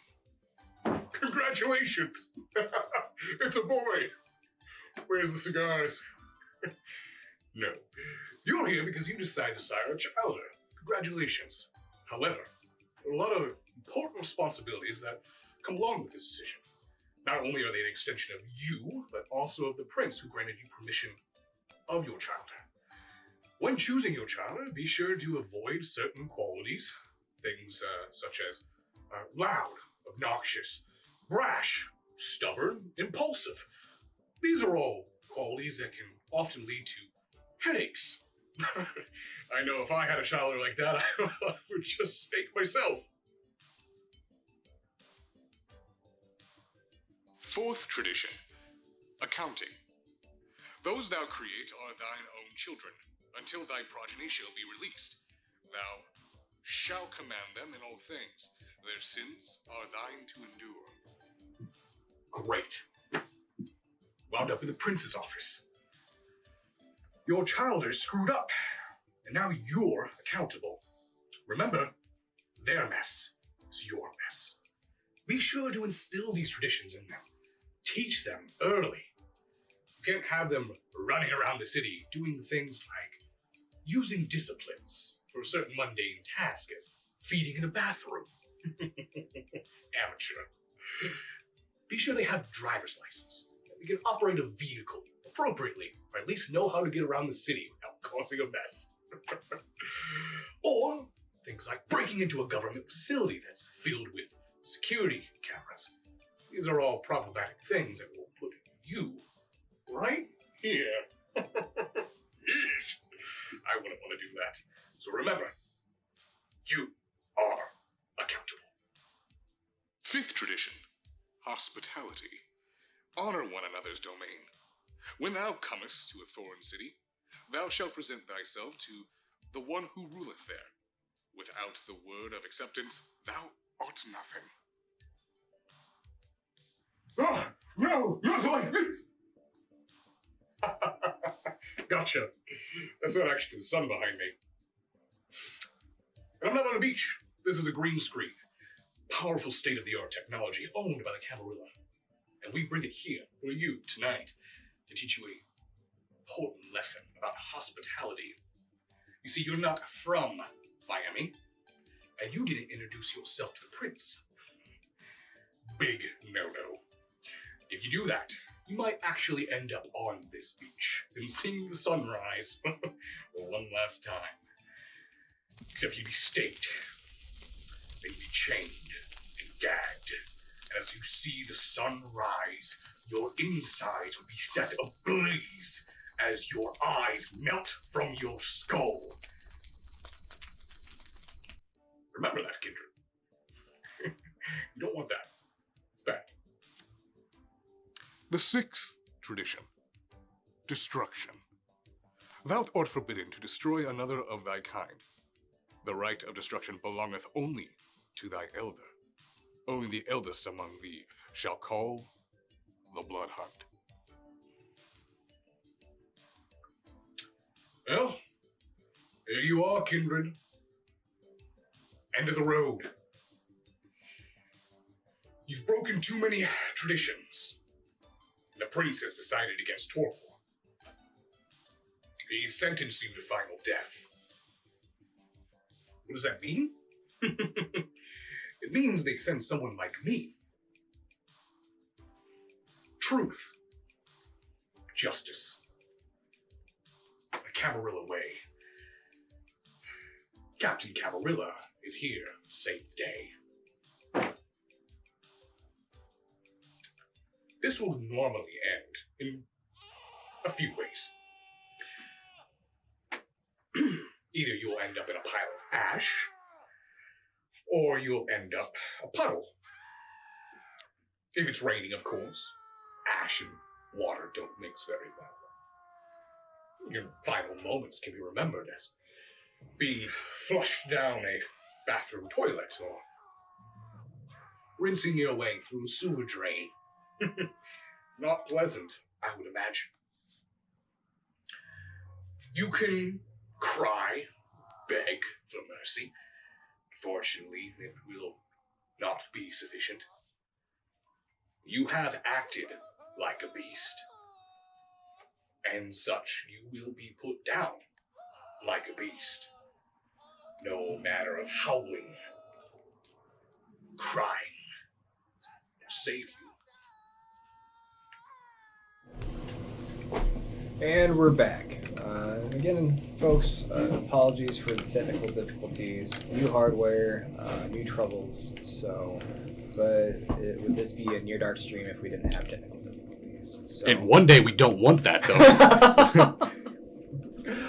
So, definitely appreciate everybody that came back. I noticed we dropped during our commercial break. And we were just discussing as we're on break about shooting some more Captain Camarilla's footage, and so we should hopefully be updating that soon. Our state is slowly starting to open things back up, so it allow us to go back out and shoot some new footage for content for you all. Hopefully you all are enjoying the story tonight. Thank you, Cam, and thank you, Rain, for moderating if you're in the chat. Sorry, I tend to pay more attention towards the storytelling than the chat. I tend to. Sorry if I'm not paying attention. So I don't think anyone expects you to. You're good. But we got music back. Coteries ready to go. So let's go ahead and jump right back into it. Alrighty.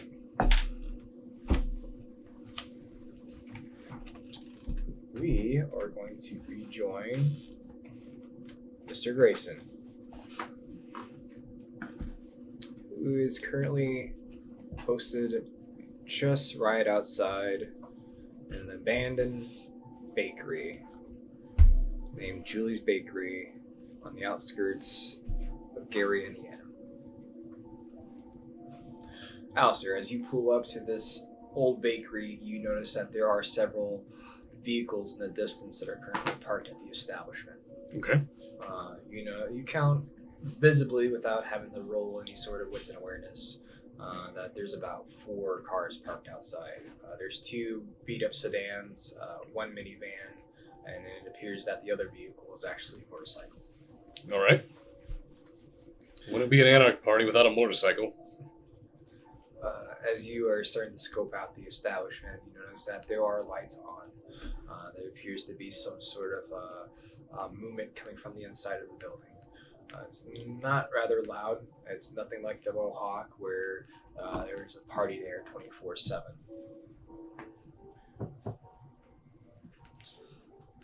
Well,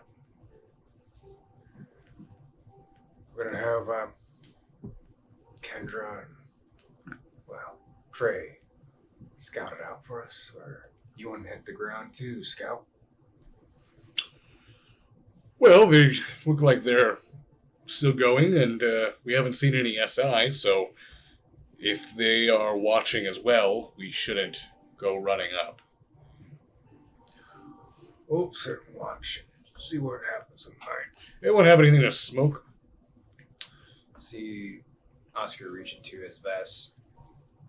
He pulls out a cigar, hands it towards you. Hands over a cutter and box of matches. What I always hated about operations, Oscar, What's that? stakeouts. Well, you gotta do what you gotta do. Yeah. I suppose so.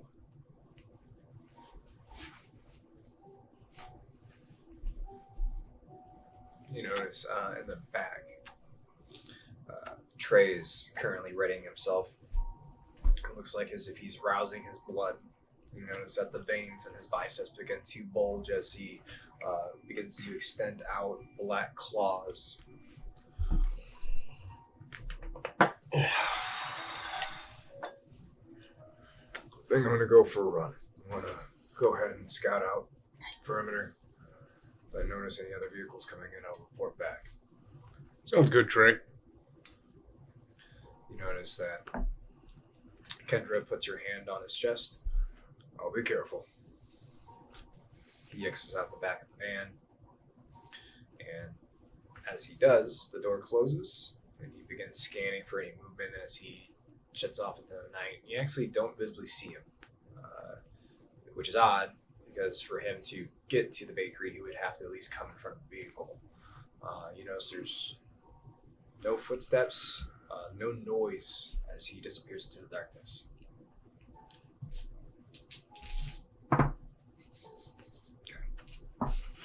So, Oscar, when did they start letting operatives get romantic? Well, to be fair, you and Ella rolled around quite a bit. Ella and I had sex. We never got into a relationship. Come now, Grayson. I know you're not that tactless. Poor girl's still in the back.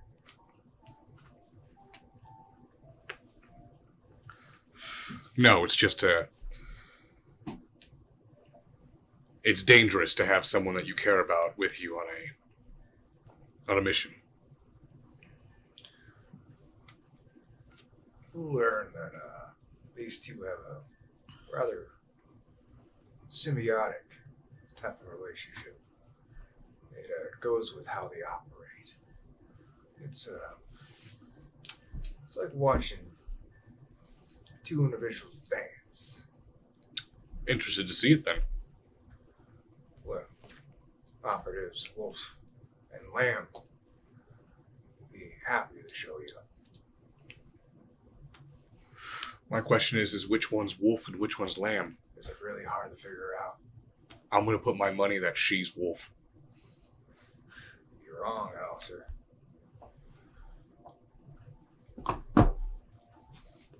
As you two sit there and kind of shoot the shits, you eventually see several black sedans begin to pull up in the distance. They all begin killing their lights.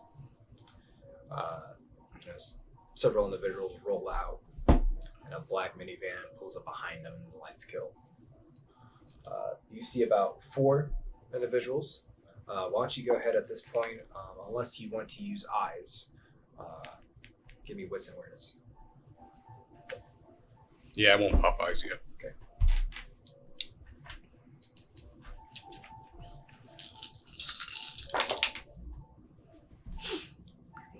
Two. I'll burn a willpower for it. Okay.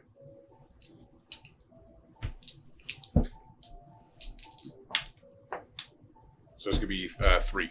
3. Okay. So you begin to look out. You notice that a lot of these individuals are wearing tactical gear. You see at the front of these 4 individuals, you see someone dressed in, it almost looks like a priest's garb. He has a stow wrapped around his neck. Doesn't look, he's not very well built. He's actually rather lanky. He has this short, bull, blonde haircut, a real slender frame, high cheekbones. And he almost walks with would say confidence, but almost Bravado? bravado. Oscar, you see what I'm seeing? Well, there they are. I'm assuming the little shitty one with the bad haircut is the Archangel? Well, I assume so. Wow, Lucinda wasn't joking. They take this whole aesthetic thing seriously. Priest robes and all. Now watch. The 2 on his flank there. They're going to go in. They're going to flash the place. Right after that, the 2 in the back, they're going to launch into incendiary rounds into the building. And he is going to just jet right in there, and a lot of kindred are going to die.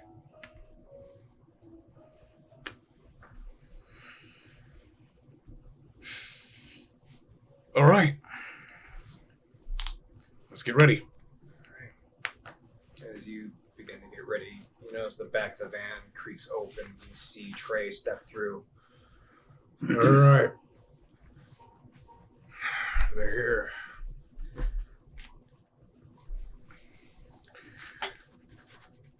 How many did you see, Trey, besides for the ones that we just saw show up? They got a squad of 4 going in along with the Archangel. There's a group of them back in that van. They're running reconnaissance and surveillance. All right. Trey, you and I can take point. And Kendra, if you want to make your way to the tower. I will too. You see her step out, and she carries her rifle with her. She darts off into the darkness. She disappears.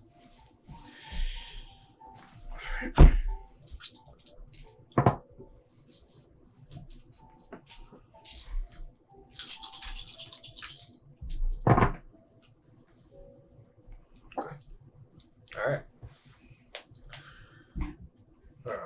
Just wait.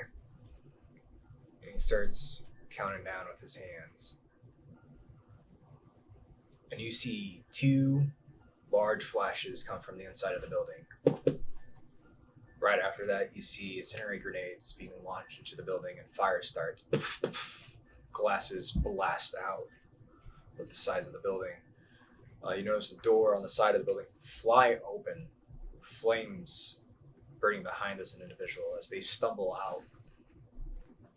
As they do, they're currently aflame. You watch as he falls to the ground. You see that priest drag him back inside. Like clockwork. So they have a pretty solid POS then. That they do. Okay. Well, if they follow routine like that, then they're going to be easy to predict. What's their next move, or how do they retaliate against a counterattack? Well, typically, Trey here, he takes out that van. Or he's taken care of. Good. And then Kendra posts up, starts taking out the SWAT, the entourage of the Archangel. Now, the actual fight with the Archangel, that's when it's a pain in the ass. How do they see in the dark? How do you see in the dark? Night vision? No, how does the Archangel see in the dark? Fuck, I know. But he still needs his eyes, correct? Assume so. Still needs his head. Good. All right. Any way we can cut the power to the building? Well, it's on fire right now, so I really don't think that's a problem. So, I more or less have an idea. all right. You know, as Oscar doesn't get out, he just reclines back, puts on a headset. All right. Do your work, King.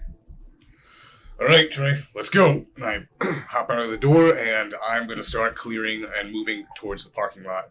I am going to look for an outside power box, basically where they get their energy in. Okay. I want to take that out first, cut the power of the building. All right. So, as you and Trey exit out of the vehicle and beginning to get into position to take out the power, why don't you go ahead and give me Dex and Stealth real quick? I'm going to roll on my end here.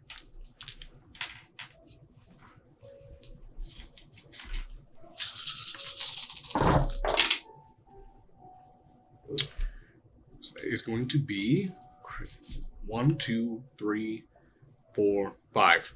5. Okay. All right. You expertly, it's almost like riding a bike. You get right into the mode of it.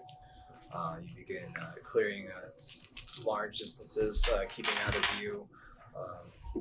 As you do pass by the vehicles, you notice that the van, the glass is just stained with blood. You can't visibly see into it. As you make your way up, there's a bit of a grated fence. You find your way in as it's already opened up, and you make your way towards the power box. As you stealth by this box, you do notice that there's a bit of commotion coming inside. There is a lot of kindred, or there is a rather large gathering. So there's still rounds being shot off, screams and yells, and an agony of pain. So what would you like to do then now that you're at the box? All right, I'm going to go ahead and I'm going to put some rounds into it until I hear the power shut, or at least see the power outside shut. Okay. Tell you what, why don't you go ahead and give me Dex and Firearms. This is going to be a rather easy feat for you. I just need a success of 2. Are you trying to be somewhat silent about this? I have a suppressor on it, so Okay. there will be the noise of the bullets hitting the box. box and the gun going off. So, Okay. yeah, I beat 2. 2. All right. As you fire into the box, you notice that the lights on the outside of the building kill and they die. You see on the inside what lights were on are now completely off. The only thing illuminating the building right now are the flames. Is the flames? Yep. Correct. All right. And then my next thing is, if I'm able to move up to a window, I want to wait and I want to see if I can hear any tactical commands that could indicate that they're going dark. So I want to listen for them dropping their night visions. Okay. As you wait and listen in for a tactical command to go dark, that is when we're going to pan and change scenes and go right back into... That was super calming music for a breach of it. I was like, when's nap time, you know? Like, we're out the mats. All right.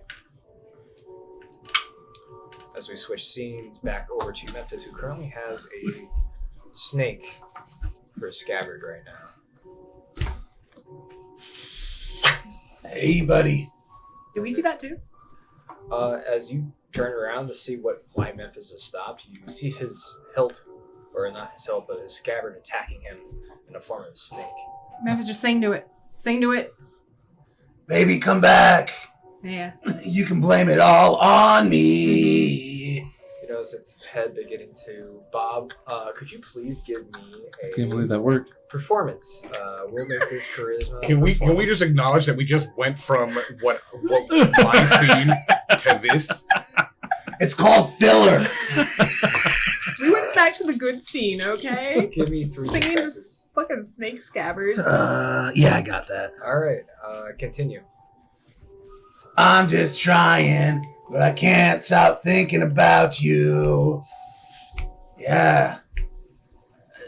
Yeah, baby, come back. You can blame it all on me. All right. Now, you don't want to hear this, but you got to throw it in. No. I'm going to try, as it's singing, to shove the blade back into That's As kind of you weird. sheath Freckles, Yeah. you notice that as you do, and the snake head begins to solidify and take form. Well, that's new. What do we have solved to the put hedge blade problem. in there? We just solved the hedge problem together. Huh? We just solved the hedge problem. What do you mean? We figured out how to keep you getting from bit by your scabbard.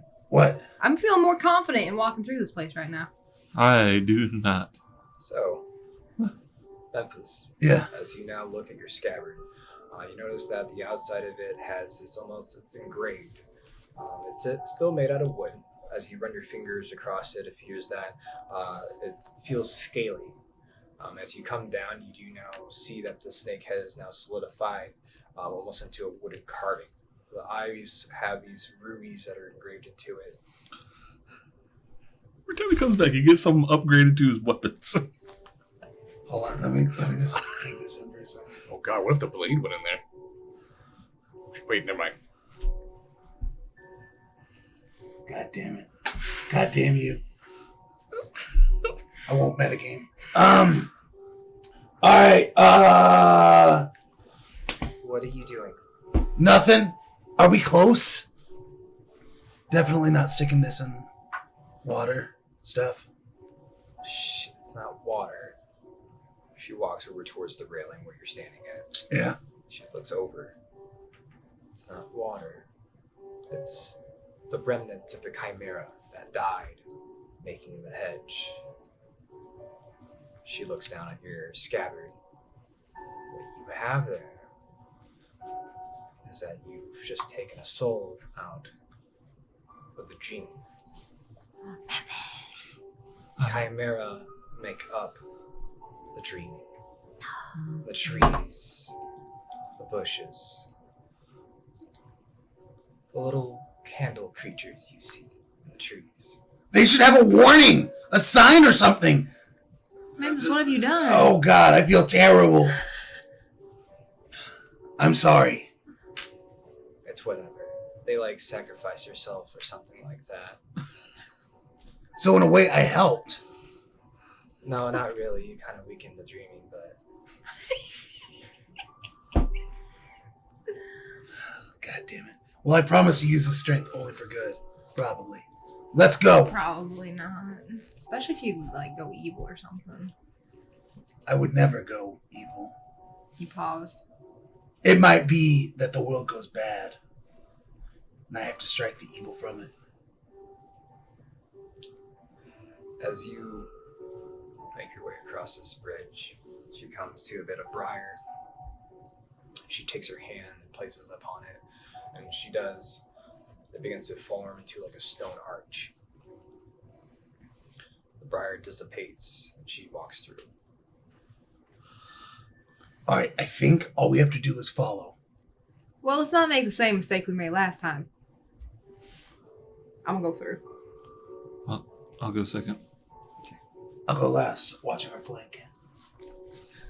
As you come into view of the new area that you come upon it, you see it's almost serene in its sense. It's still night.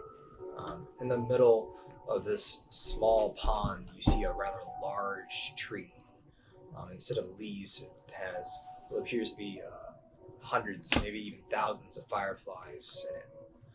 They begin to bleed off and dissipate into the night sky, illuminating the area around it. You see sharp pointed grass sticking out of this pond. You see several lily pads and an assortment of colorful glowing lotuses that float upon the water. As she begins walking across this pond, you notice that these rather large lily pads begin to come up from underneath the water and carry her weight. Every step she takes, one comes up, and and she makes it to this island. As you look ahead, it appears that somebody or something is laying their head and they're resting against this rather large firefly tree. I'm gonna try follow. Me too.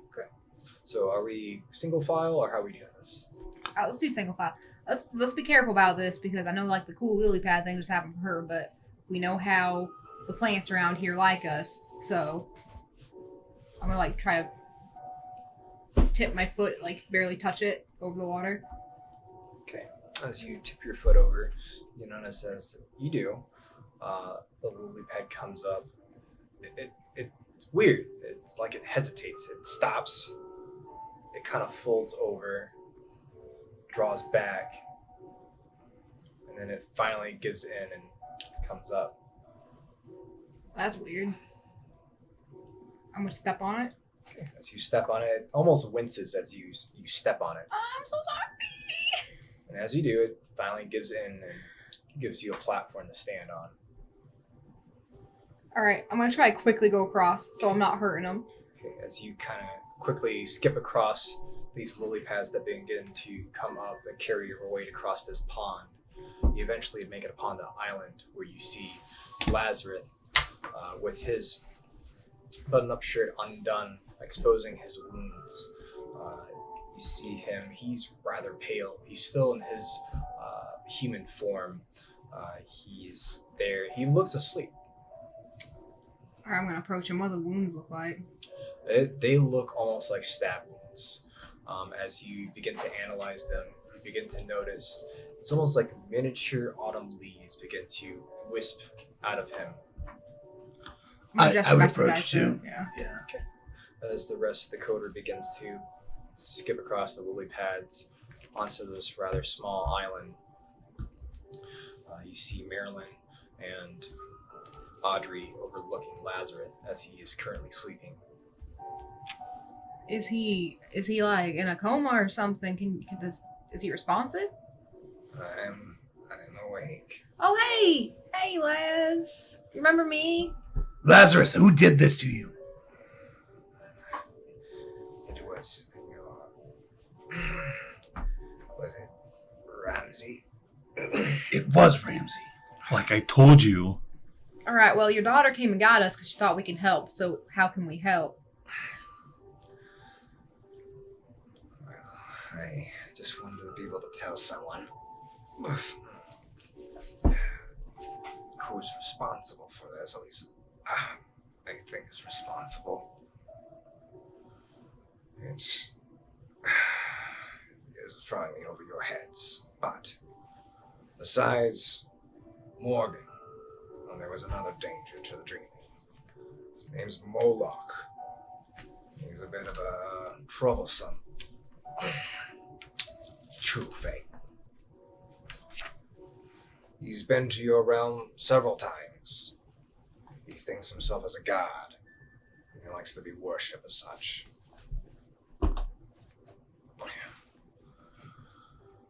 Only be one. What can you tell us about him? Well, he likes to take the form of an owl.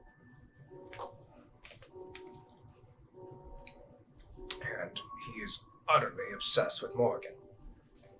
So, I'm pretty sure he captured your friend, made him go insane, and had him stab me several times. With what I think was probably laced with cold iron dust. Are you gonna recover or Do we need to grab a magnet? Is there anything we can? Memphis? Is there anything we can do to expedite your healing? Maybe. I'm not going to heal from this. You need to get Alistair, and you need to protect your world. Because if I go, the seal on Morgan will go too. What of the dreaming, though? As you can see, things are rather What do you mean the seal on her? The thing that's contract. holding her back. Oh, right. If you quite remember this, he extends out his arm. As he does, you see the scroll form out of his hand. And he extends it out, and it just rolls and rolls and rolls right before it gets to the pond's edge as it meets the island.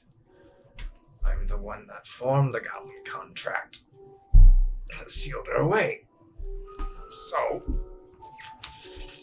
if I'm not around, which I won't, I can't hold up the contract anymore. And you can't think of a way we can save you. No, unfortunately. See, as he begins to kind of give away, his visage, his mask, begins to peer through and take shape. What if we change him? Memphis, no. You notice his physical form begins to give away, and you see decaying autumn leaves begin to be exposed. I'm gonna bite my wrist. Memphis, what are you doing, I Memphis? don't Something? think it will It's the work like only that. way. It's for the good of everything. He doesn't want that. I'm gonna put it up to his mouth. I don't think it works like This that. might be able to save you. Memphis. Just drink. I don't think you understand this world very much, or yours for that matter. I don't think you understand me. It doesn't work that way, my boy. Well, we gotta try, please. I can't lose you. You see Audrey as she looks up towards you. Her face is covered. It almost seems like glitter. As she begins to cry, you see almost like a green ooze begin to form, and then a firefly bleeds off from it.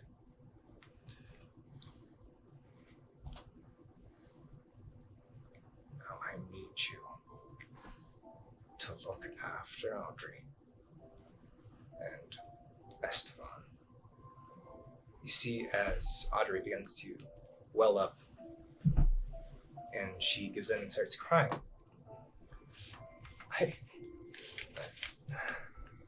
No, this is not okay. It's not. Don't leave. Come, child. A lot more stubborn than that. You three find your way to the Three Dukes. Audrey will lead you there. See what's going on with Isaac and why he's not ruling right now. See her grab Audrey and pull her close. And I need you to be strong because, unfortunately, next fall they're gonna have a new queen. Well, that's fun. You keep making music, and well, you keep being awkward. You, please look after her. And you see as his form begins to give away, the leaves dissipate, the mask falls to the ground. It keeps its form. You see Audrey shaking as she picks up the mask. And she brings it to her chest.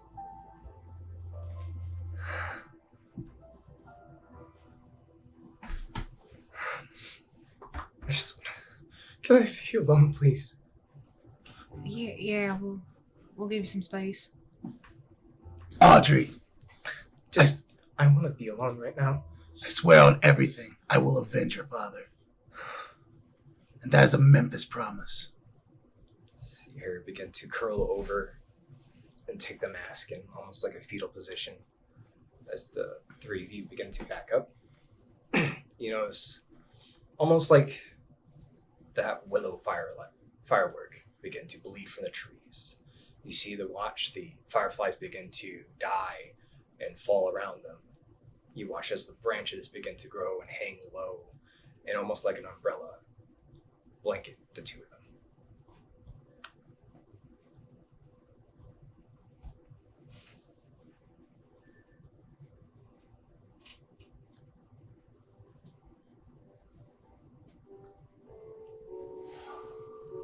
But to didn't- get to the Dukes. Yeah, we need to give her some time though. She's got to lead us there. I didn't think that was gonna happen.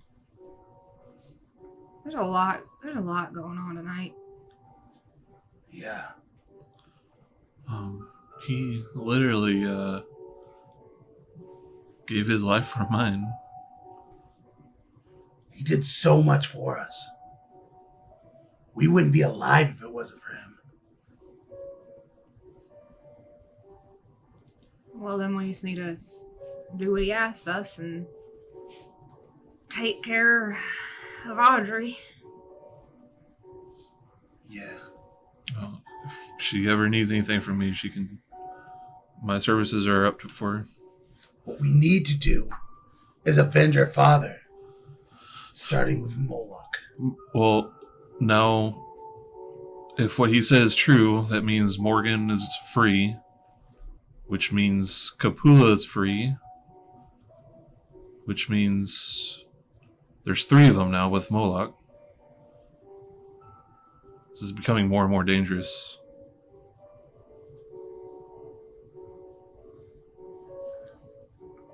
Yes.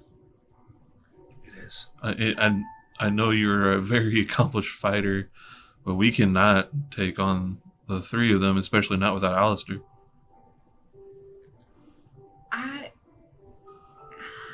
Granted, we need to save this conversation until she's feeling a little better, but they did just kill the Autumn King, so we might be able to get some aid from at least any of them that cared about him. I think the most important thing that we can do with our skill sets is gather as much information as possible. Our skill sets. Yes. You mean Alistair's skill sets? No. Our skill sets. Don't you look back at all of our adventures? What have we done? We've gathered information. We have set the baseball bat on the tee and allowed Alistair to shoot the basket. Memphis, you literally just took a picture of my Torp sire in a coffin and put it on your Google Drive. I gathered information. It's our skill set. You turn invisible. Mm-hmm. And you also turn invisible. And through that, we're able to sneak around, gather information. It's not that easy, but... Look, rules here don't work like it does in the real world. I'm not saying, is the 3 Dukes here in the real world? I thought that was the place. It's in the in the city. It's in our world. Yeah. It's on our plane. So when we get back, we go there. We get the information we need. Of course, we let Alistair know. I look over back at Audrey. She's still kind of in a fetal position. As the 3 of you are talking, you start to see pads begin to form in the distance, but you can't quite make out what's forming them. You see them kind of bounce. Hark. Why don't you go ahead and give me a wits and awareness? Something's coming. Heavy shit, guys.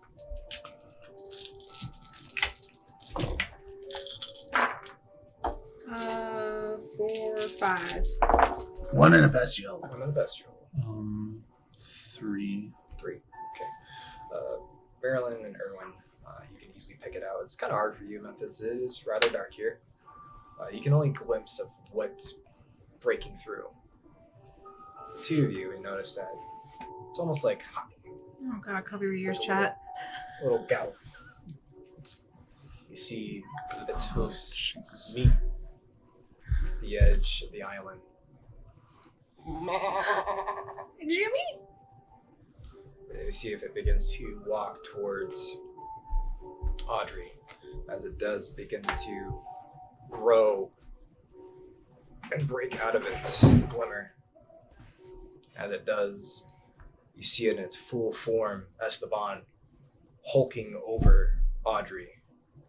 You see his large goat-like arms come down and grasp Audrey and almost huddle over her, his large goat head resting on her shoulder, his antlers with its branches going off to both sides. Its leaves begin to weep and fall to the ground as it regrows and dies. See the two bask in moonlight as they grieve over a lost friend and father figure. And unfortunately, Kindred, I have to pan out of this scene and rejoin Mr. Grayson, who's currently infiltrating an anarch establishment. I gotta go back to I have to RP through with then knowing all this. Thank you. Mr. Grayson, you've currently killed the power to this anarch establishment. You notice inside the flames illuminate. You can only hear the cries of pain and agony. You watch as dust and ash explode within inside the building. As the fires begin to die down and only embers remain, you notice that two individuals walk out of the building. Both of them seem to be wearing tactical gear and they are standing guard. Why don't you give me wits and awareness now?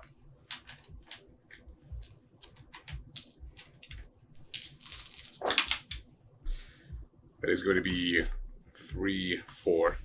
4. Okay. As you peer at them, you know, his tray is staying low. See him look out into the distance. And as you meet his gaze and you follow it, you notice that he's looking at that power station that you Google mapped. You see just a flash. And you watch as 2 shots are quickly fired. 1, 2. And as this happens, I need you to give me another wits and awareness, and this one's going to have a difficulty to it. And I'm going to set the difficulty to this to 4. Oh, okay. It's pretty tough.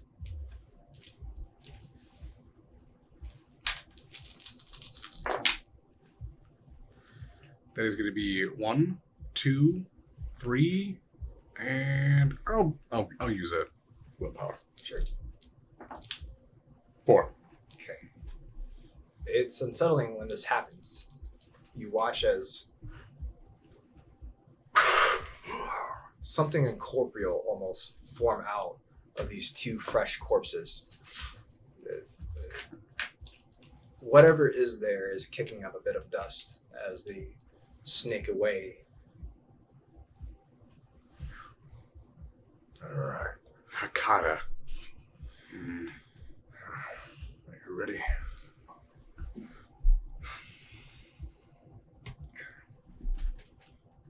As you watch Trey get into position, you overhear the chatter of radio. Okay, we're going dark. I pull the flash, and I immediately dump it in through the window as soon as that happens. Okay. At this point, why don't you go ahead and give me a dex, and I would, you know what, I'll either let you do dex and athletics or dex and firearms. Have your choice. Athletics. I'm going to make some rolls on my end here.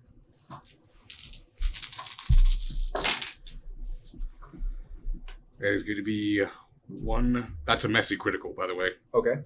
That's 4, 5, 6, 7. That's 7. 7? 7.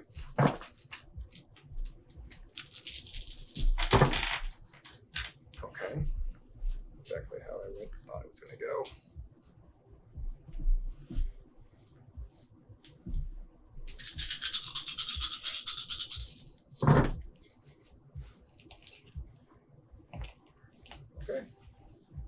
Okay, this is what happens. As you toss the flash into the building, it shatters into the room and a bright light explodes within the building. As you do this, you watch as Trey breaks through and gets to the front of the building and begins to breach. As soon as it happens, I'm going to side strafe as soon as it pops. And I'm side strafing with the thermal scopes up. I'm looking for body heat. And I'm going to be aiming directly for center body mass and letting 3-round bursts, but I'm following through. So I don't stop shooting until the target goes down. Gotcha. All right.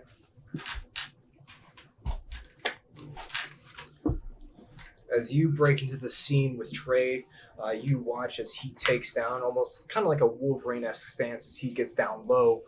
He charges right in with claws at hand.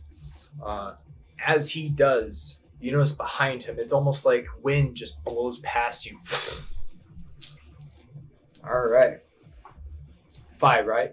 Yep. Okay. So you're top of the round.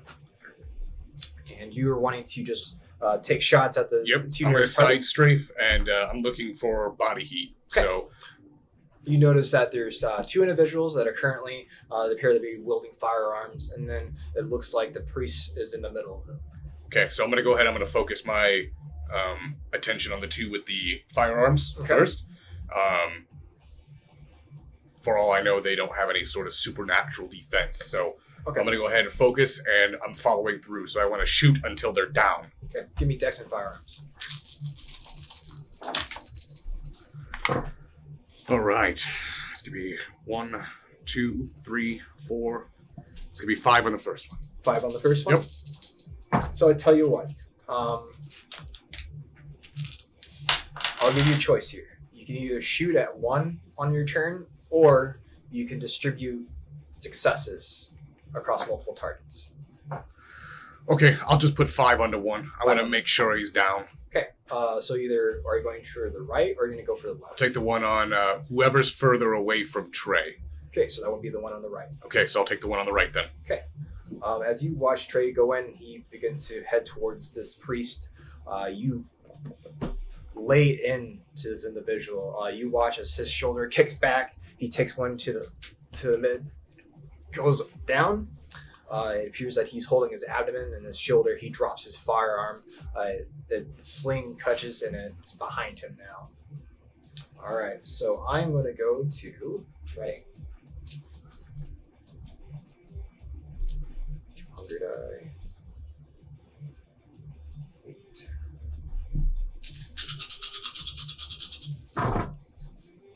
Oh. Okay. This is going to get real interesting real fast.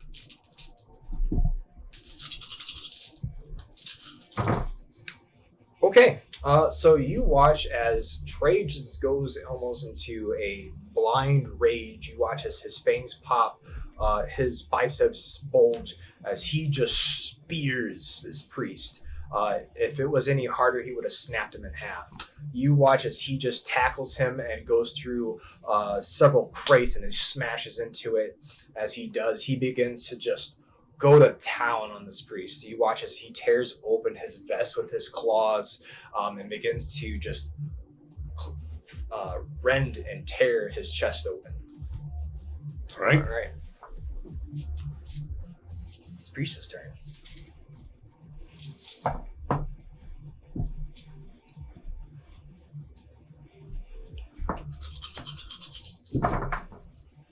Being good. 2.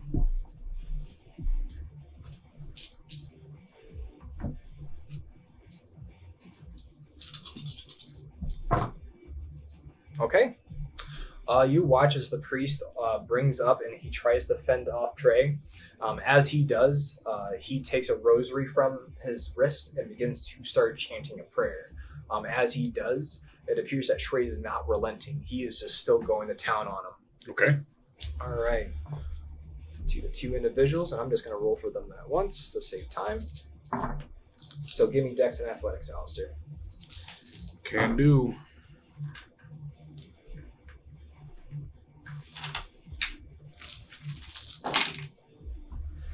Messy critical. Oh, okay. That's going to be 4, 5, 6. No, that's 2 criticals. That's 8. 8. It's allowed damage. And is it a messy critical too? It's an 8 with a messy critical. Okay, so this is what happens. You notice as the one that you fired into, as he's kneeling, he starts just hip firing at you. As he does, his companion also starts firing on you too. You dodge with ease. You slide behind a crate. You forego your weapon, you throw it across the room, and you pop claws, and you pop eyes, and you start barreling towards these individuals. You grab the one that shot at you, and you actually dig your claws straight into its jugular and pin it to the ground and rip it out. All right, I'm in a complete bloodlust. Oh, God. Oh, Here we go. oh, God. All right. Bring him back down. Okay. So, before we go to the top of the round, I need to roll for the 2 things that are currently in the building. The 2 things in the building. Wraiths.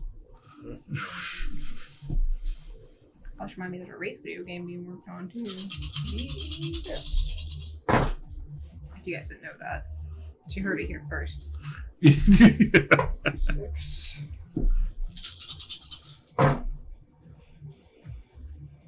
4. Okay. This guy's gonna have a bad time. Yeah, he's gonna have a real bad time. So you watch as this guard or this SI agent, he begins to bring his weapon up. You watch as his gun gets ripped from him and it flies across the room. You see his hands begin to come up. They begin to pull and stretch, and you watch as his bones begin to pop. You watch as his arms come out of the sockets, and he gets pulled in half. You are sprayed with a fine mist of blood. His innards spill out to the floor, and Trey is still going to town on top of that priest. I don't see any more armed guards. Oh, no. All right, so it's going to go Oh. your turn. Since the only one left is the one that Trey's on top, and he's chanting, Mhm. so I'm going to run over towards him, and with claws, I'm going to pop prowess. Mhm. No, Fist of Cain. Okay. Oh my god. I don't know if he has supernatural defense for it, so I get hungry. Gotta pop his head like a grape. And I want to take with all my strength, I'm going to take my fist and ram it into his mouth and rip out his tongue. Okay. All right. So currently, right now, he is considered helpless in my eyes. So why don't you go ahead and roll strength? And let's go and make this a strength and brawl. Strength and brawl? All right. This is not the kind of role model that Memphis needs, okay? This is why people who say pop are dangerous. And prowess is popped, so that's going to be another 5 there.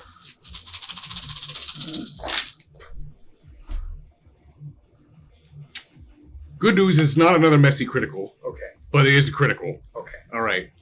4, 5, 6, 7, 8, 9, 10, 11, 12. That's a 12. Okay. Is this a fatality? So this is what happens.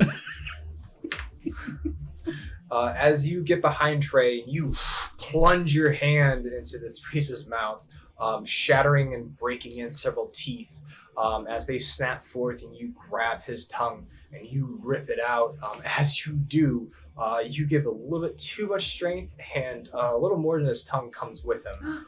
You watch as it's just this mauled mess. He has no teeth on the front now. It's just gums as you're holding out his tongue.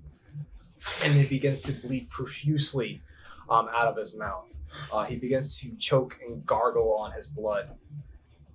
Trey he snaps out whatever rage he was in and looks at you wide-eyed. Okay, damn, he's down. I'm going to go ahead and I'm going to throw whatever I got down, and then we're going to go ahead and try to, I guess, restrain him, hold him down. Okay. As you do that, why don't you give me a Dex and Athletics, and I'm also going to roll a Dex and Athletics here. Is it dead? Stop, he's already dead.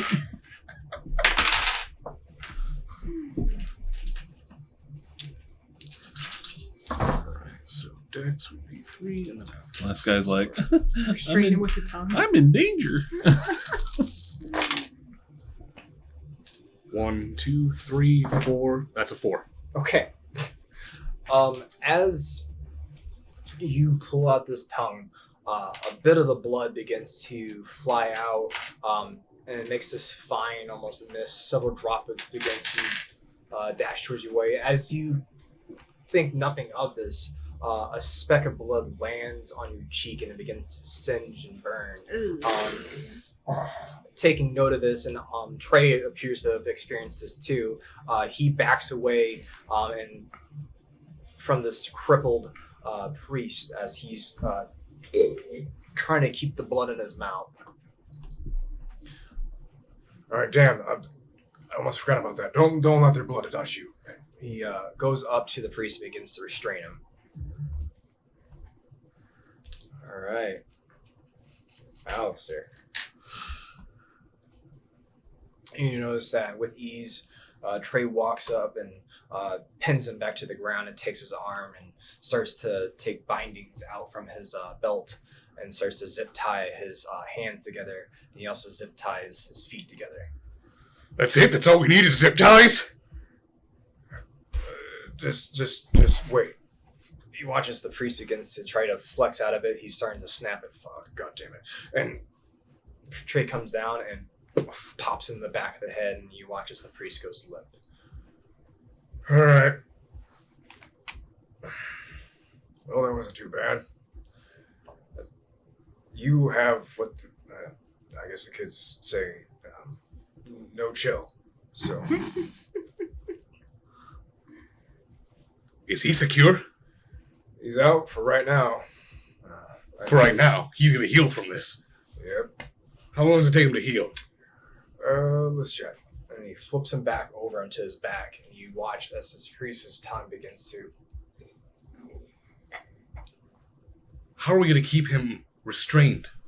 Well, you guess, I guess you could keep tearing out his tongue. That seems like a problem. How about we, how long does it take them to heal broken bones? A bit longer. It takes him a couple hours. Okay. I'm going to snap his legs. Okay, I'm not even make you roll for this. So you easily... What bones are you breaking? I want to shatter both of his femurs so that he can't move or stand on them. Okay. And then I want to shatter his hands. Okay. So he can't even form somatic gestures. Okay. You concern me sometimes. You start breaking in this individual's legs and his hands. You leave a shattered mess of a human. All right, there we go. Is that also one of those no chill things that you were talking about? Oh, damn, man. I didn't think working with you was going to be like this, but, okay. Yeah. Well, I'm a veteran. Trust me. Apparently. Shatter his pelvis. I'm going to go ahead and pick him up and by the back of the nape, and I'm not even going to put him, since he's still bleeding, I'm just going to drag him. Okay, as you drag him, it's almost dragging like a rag doll. You can hear the bones kind of like wobble back and forth like gravel. As you drag him behind you, you notice that Oscar is already backing up the van to the bakery. Well, that wasn't too bad of an operation. It would be a lot harder than that. Yeah. This thing scares me. Yeah, they're pretty scary, and I don't think they're human. You don't think they're human? No. I would hope not. Is there anything that we can put him... I'm not going to lie, Oscar. I'm feeling a little hesitant about riding back to Chicago with whatever the fuck this thing is. Yeah, Oscar kind of gives you this, like, yeah. Scout, I don't know what to tell you. Jessica's orders. Great. Do we have any chains? Anything we can try to... Well, no. I should have brought some of my chains. You want to go look and, scurry through the area and try to find some chains. All right, yeah. I'm going to go ahead. I'm going to look for something to hold him down. I think Trey is clearing the building. Are you leaving the body with Oscar? With Oscar. Okay. As you leave with Oscar, you notice Trey is currently overlooking the individuals that are currently deceased. As he starts to head back towards the van, and he takes out 2 canisters of what looks like to be fuel or some sort of gasoline. Begins to dump it down on top of these bodies. Yeah. Well, you can definitely do some work there, old man. What are you doing? We're gonna look for something to help restrain him in case he does heal up. We gotta ride back to Chicago with that thing in the van, so. All right. I'm assuming you're clearing the building? Gonna torch it? Yeah. Okay. Good work, by the way. Liked your form. A little messy, but I can't really talk. Yeah. I was about to say, you're a little messy yourself. So. It happens. It's sometimes I think Protean just does that to someone. Yeah. All right. Can I do an investigation check? I'm going to look for anything that could possibly be used. Specifically, maybe anything like look for tire irons or any sort of long cylindrical metal that I could pierce through his limbs to keep him bound. Okay. Why don't you go ahead and give me an investigation roll? I will do intelligence or resolve plus investigation. And based upon the amount of successes you have, I'll let you know what you find. All right. Sounds great. We're slowly becoming a Zamisi. Ew. This is dirty work. I'm just going to Clearly. let you know that. That's going to be 3. Okay. You eventually do find chains. You find a decommissioned fork truck that's abandoned in the back. You come towards more of the warehouse area where unloading and loading comes for the bakery. It doesn't appear operational, but near it is some rusty chains. They look like they could hold. All right. I'll go ahead and grab those. Those are the best thing I could find. And then I'm going to look for anything I can use to bind the chains up, keep them in place. All right. So you find some stakes and they look like railroad ties. There's just a plethora near this fork truck of old abandoned scrap metal. Perfect. That will work perfectly. All right. So I'll go ahead and I'll grab some of those. And then when I bring them back to Oscar, I want to go ahead and wrap them around his body. But we're going to go ahead and take the arms, going to go ahead and put them back behind his body. And then I'm going to ram the tire iron through the chain and his arms out another link of a chain. Then bend the tire irons over. Okay. Oh, So you're good you're at that. basically turning this individual into a human pretzel. More or less, like a mummy pretzel, like a chain mummy pretzel. It's just a Saturday night for you. It's isn't a it? Saturday night, ladies and gentlemen. All right. So as Kendra eventually comes upon the scene, she starts to watch you as you are basically eviscerating this priest's body and binding him. This scene is very twisted. See as Trey sits in the back of the van and just kind of watches you work. Yeah, the scout's a little twisted. So Not twisted, Oscar. I call it ingenuity. right,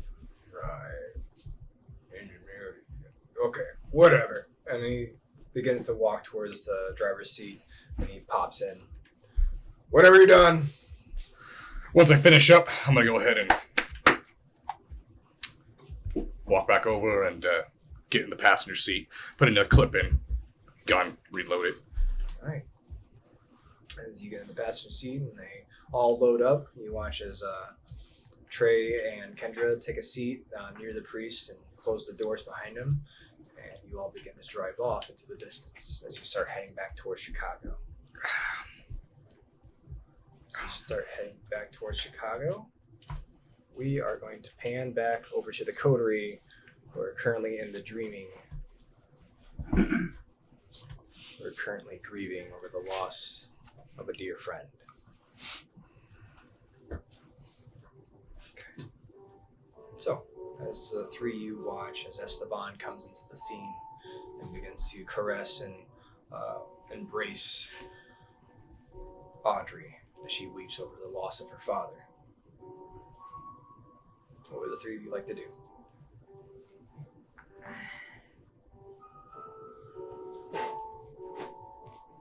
Stand awkwardly for a Yeah. proper amount of time. Yeah. 15, 20 minutes. Nice. Nah, It's good, yeah. So you're gonna wait till she composes herself. hopefully, yeah. If it's within that. Otherwise, I'm going to have to go over there and... As you notice, she doesn't quite get out of that position. You see Esteban almost swallow her and picks her up and begins to stand up as he holds her close. And he begins to hunch over. So, I believe you're friends. Yes. Mm-hmm. Yes. I don't mean to press for time because it was a great loss that happened today, but I think it is important for both your world and ours that we get to the Duke. The Three Dukes, yes. Yes. We probably should find our way out of this. The ladies, unfortunately, is checked out for the evening. I guess I could show you your way out. This way. He begins to walk across the lily pads. I would follow. You all begin following Esteban. See, he kind of stops, and it's like Audrey's whispering to his ear. Oh, okay. Well, if you feel like you could go, all right, fine. All right. Sorry. I will. You see Esteban begin to shift back into his diminutive form. Okay, I guess we can, leave or whatever. I don't want this. Someone can have it.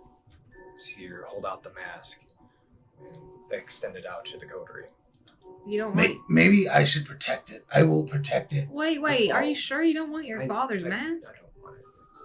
It's his face. If you ever do, you can always come to me. All right, I know what it's like to lose a parent. First of all, second of all, you shouldn't bottle it up and just try to It's ignore it. You have whatever. to. Let's just get out of You have to here. go through the grieving process. This is really stupid.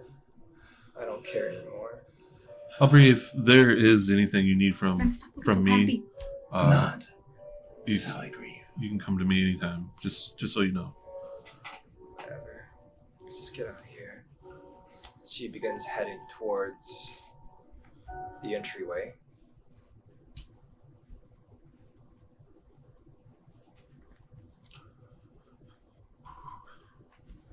You notice that the briar begins to form and close around the archway.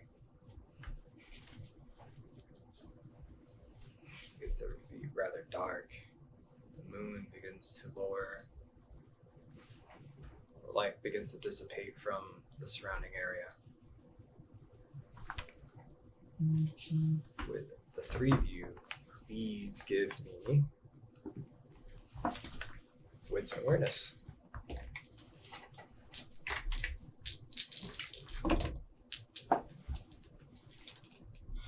Four. I do 4.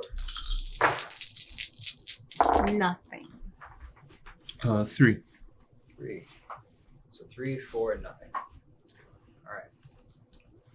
So you watch Audrey, she comes up to the entryway and she's almost confused. She drops her hands. It looks a little frustrated. You see Esteban beginning to pan back and forth and look up. His ears begin to twitch. The two of you start to notice that the light that's bleeding in begins to become more warm. The light almost has this yellow, this warm color to it. And you begin to see that it's almost like spotlights begin to come over the tree line. What is that? And they stop and it goes dark and open and dark. It's like they're flashing on you. We gotta get out of here. Wait, why? Last time we were here and there were spotlights on us, it wasn't a good situation. It was, if I remember right, last time we were here, there was an owl here chasing us. It was like made out of rats, though. Yeah. Yeah, we need to move. Aren't we looking for an owl? Memphis, So the two of you begin to discuss it and look around. You start to notice over the tree line there's these two, they look like moons, but for some reason they go close and they open. Is this a friend of yours, Audrey? I don't know what's going on. Well, then maybe we should investigate. All right, so you never seen this before? Is that what you're saying? Well. What has stumbled upon my hatch?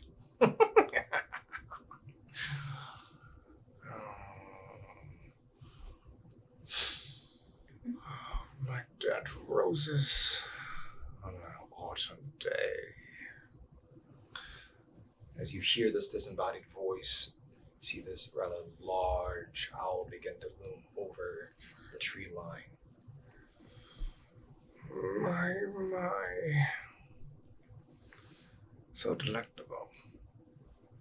What have we here? And as his eyes brighten, like two spotlights beam down on the three of you, and it pans and swivels over towards Audrey as she tries to turn her gaze away from this bright light. Hey, why don't you calm down with that secrets of Nim shit? Oh my. Such a brave. And he stretches his form across this tree line and gets right into your face, and you see this dark owl, this figure, loom right in front of you. So brave you are. His eyes dart from left to right. His head swivels around and around. And who are you?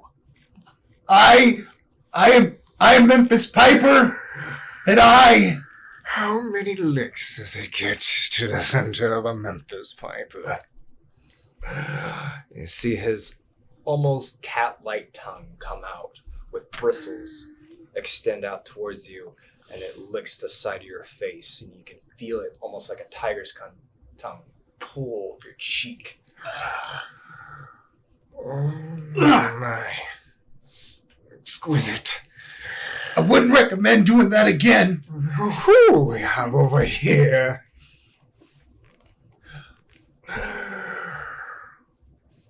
I'm looking over at Audrey. What's she doing?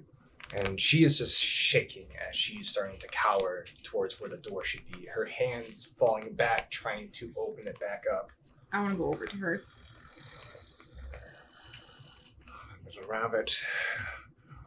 Tell me, rodent, where have you been all my life? You see these raptor-like claws bleed out of its form. He almost doesn't have a mask to him. It's like shadow as these raptor-like talons begin to crawl towards Erwin's little hoodie, and he begins to gently place it upon the top of his head. That's so much better.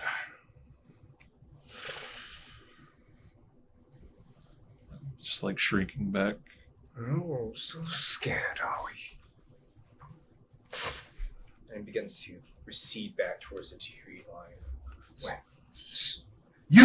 I've introduced myself to you. Who are you?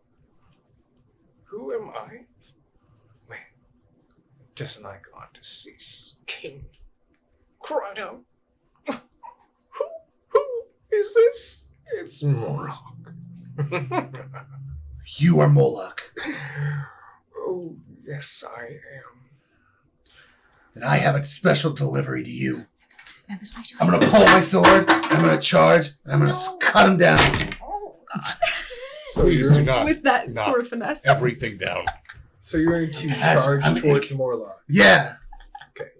for the Autumn King. Okay, to give you a bit of a distance, Yeah. so he is over the tree line that's currently on the other side of the pond right now. So he's Oh, Yeah, a bit of a distance from you. So holding it wrong though. I'm you going- start charging towards yes. him. All right, as you start charging towards him, you notice that he starts, pads start to form up towards Memphis as he charges across the pond. He breaks over where Lazarus passed away onto the other side of the pond and starts making beeline towards this tree line where this rather large, ominous figure is leaning. Oh, so brave, but so stupid. Cyclone attack! Cyclone attack. So you are going to swing? God. Yes, when I get close to him, I'm going to swing and spin at the same time. Okay, so you're going to try to climb on top of the trees and get to him. Yes. Slowly turning into an anime. All right, so why don't you go ahead and give me... Always been an Dex and anime. athletics.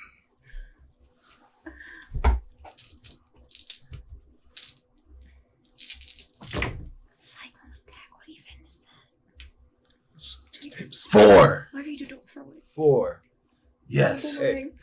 As you start to run towards this figure, you know that you have to start breaking up the tree line. At this point, could you please give me charisma and persuasion? I need you to beat a 4, please. I think that's a pretty strong roll for me. Yeah, it's a decent roll. 2. 2. Okay, so this is what happens. As Memphis just widely starts swinging and making his way towards this Moloch, he starts hacking and slashing, trying to crawl up the trees, and he just falls backwards onto his back. Memphis, I will be careful with that. No, he killed our friend, and I will avenge him. I'm going to go for it again. You gonna go for it again? Yeah. All right, go give me another charisma and persuasion.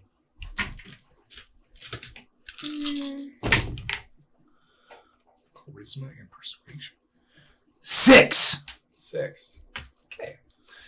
Almost like an anime character. It's almost disturbing. You notice that he starts to exude this aura about him. You see the trees begin to bend and almost make these steps as they start to form. It leads a stairway up to this Moloch individual, clearing a pathway for you up to him. Then I can Cyclone. You can cyclone. Memphis Piper Cyclone attack. God damn it. All right. God damn it. You begin to charge up these wooden steps that just appeared out of nowhere. It's odd. It's almost like the dreaming is beginning to relent, at least give in to Memphis's desires. As he starts charging up this wooden stairway, he begins to spin like a top using celerity. He goes to slice in to Moloch.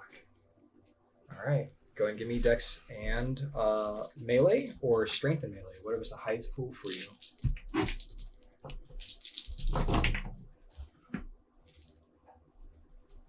One, 2, 4. Okay, I'm making sure I have enough dice.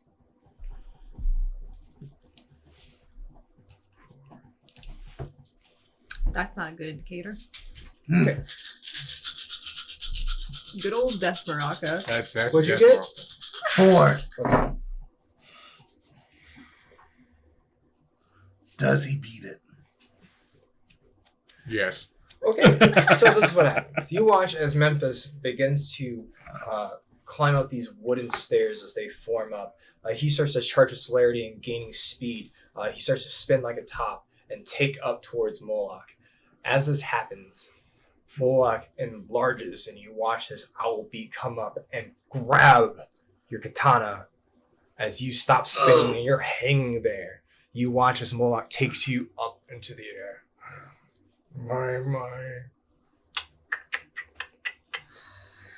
Little leech, what shall I do? And he slings Memphis across the field. How high up is he? That's an athletics. Oh boy. You celeried and hit the ground Trees, running. help me! You celeried and hit the ground running. 4, 5,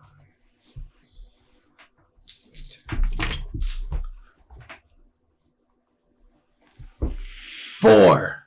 Okay, so you're going to take 4 superficial from this.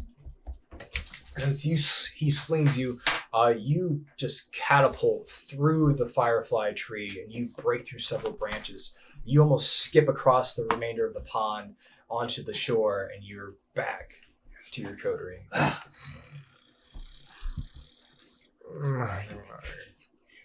Such an effort. Now, the chase begins. And you watch as he takes his raptor-like talons and he scrunches down the tree line and squishes it to the ground. As he does, you watch as it almost looks like he begins to bleed, as you see red, beady eyes begin to come off his talons and bleed onto the ground. The grass begins to darken with these red eyes illuminating in the darkness as they start going over to the pond and floating across. They begin to swarm over these trees. And as they do, you notice that Audrey finally gets the gate open. Okay, let's just get out of here. You're being really stupid. And she runs off. He's too strong here. We have to retreat. You think? Yeah. I gave him my strongest attack. Well, one of my strongest attacks. How far away is he? So right now, the three of you give me wits and awareness now.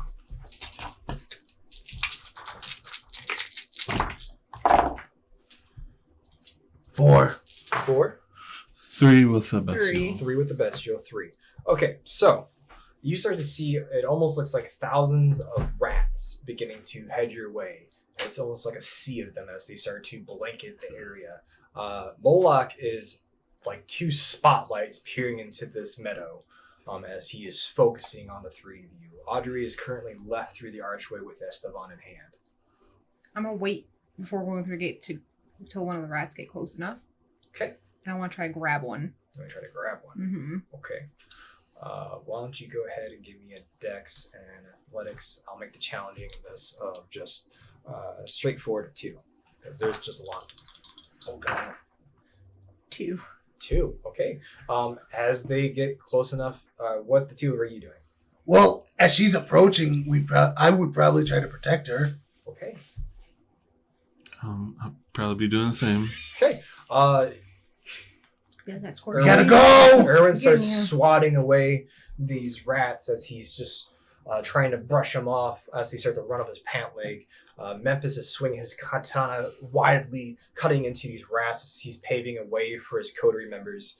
Marilyn stops and she just picks a rat out of the sea of them and brings it up. What would you like to do? I'm running for the gate. So you're gonna run with Mhm. with the rat in tow. Mhm. Okay, all right. So you watch as Marilyn, as you are making way for her, she runs off with rat in hand. Yeah, we would run for the gate too. Okay. The coterie begins to exit as the vines close behind you. You see Audrey is now standing in the middle of the bridge. Okay, we need to get to safety. There's a market nearby. We'll go to the market, and we'll be safe there. The safe zone, yes. Why can't we just go back to our plane? Well, I'm pretty sure he's following us out here. This is like the free zone, you could say. Quick, let's go to the market then. Okay. All right. You begin following Audrey to the market as she starts to run, and with Esteban in tow, she comes up to a place in the hedge, just similar like she did with Lazarus. Another archway falls open, and she pushes through. Follow her. Well, Follow. Okay.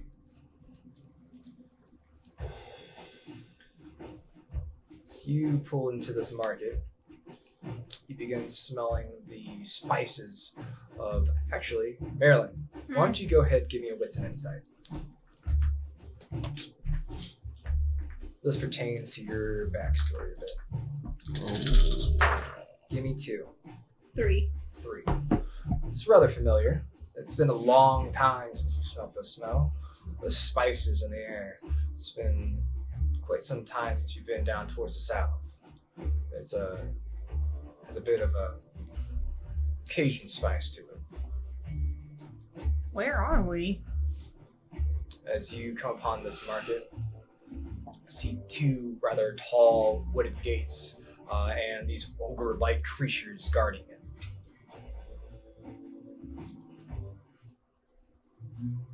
Memphis, I'm not gonna lie. I don't think you should go in there. Why? I'm kind of worried about what you're gonna do. I'm focused on something else. See Audrey reach into her chest and she pulls out a gold coin and she extends it out to these ogres. They both kind of look at it. One bites it and doesn't bend. And they push open the gates that leads into this market. What kind of coin was that? It looked it almost about this. Oh, I was gonna ask her. Just don't worry about it. Just come on. Are they gonna be okay with us going in there? Yeah, it's fine. I know what I'm doing. All right. I have this too, so can we find like a little cage or something for it?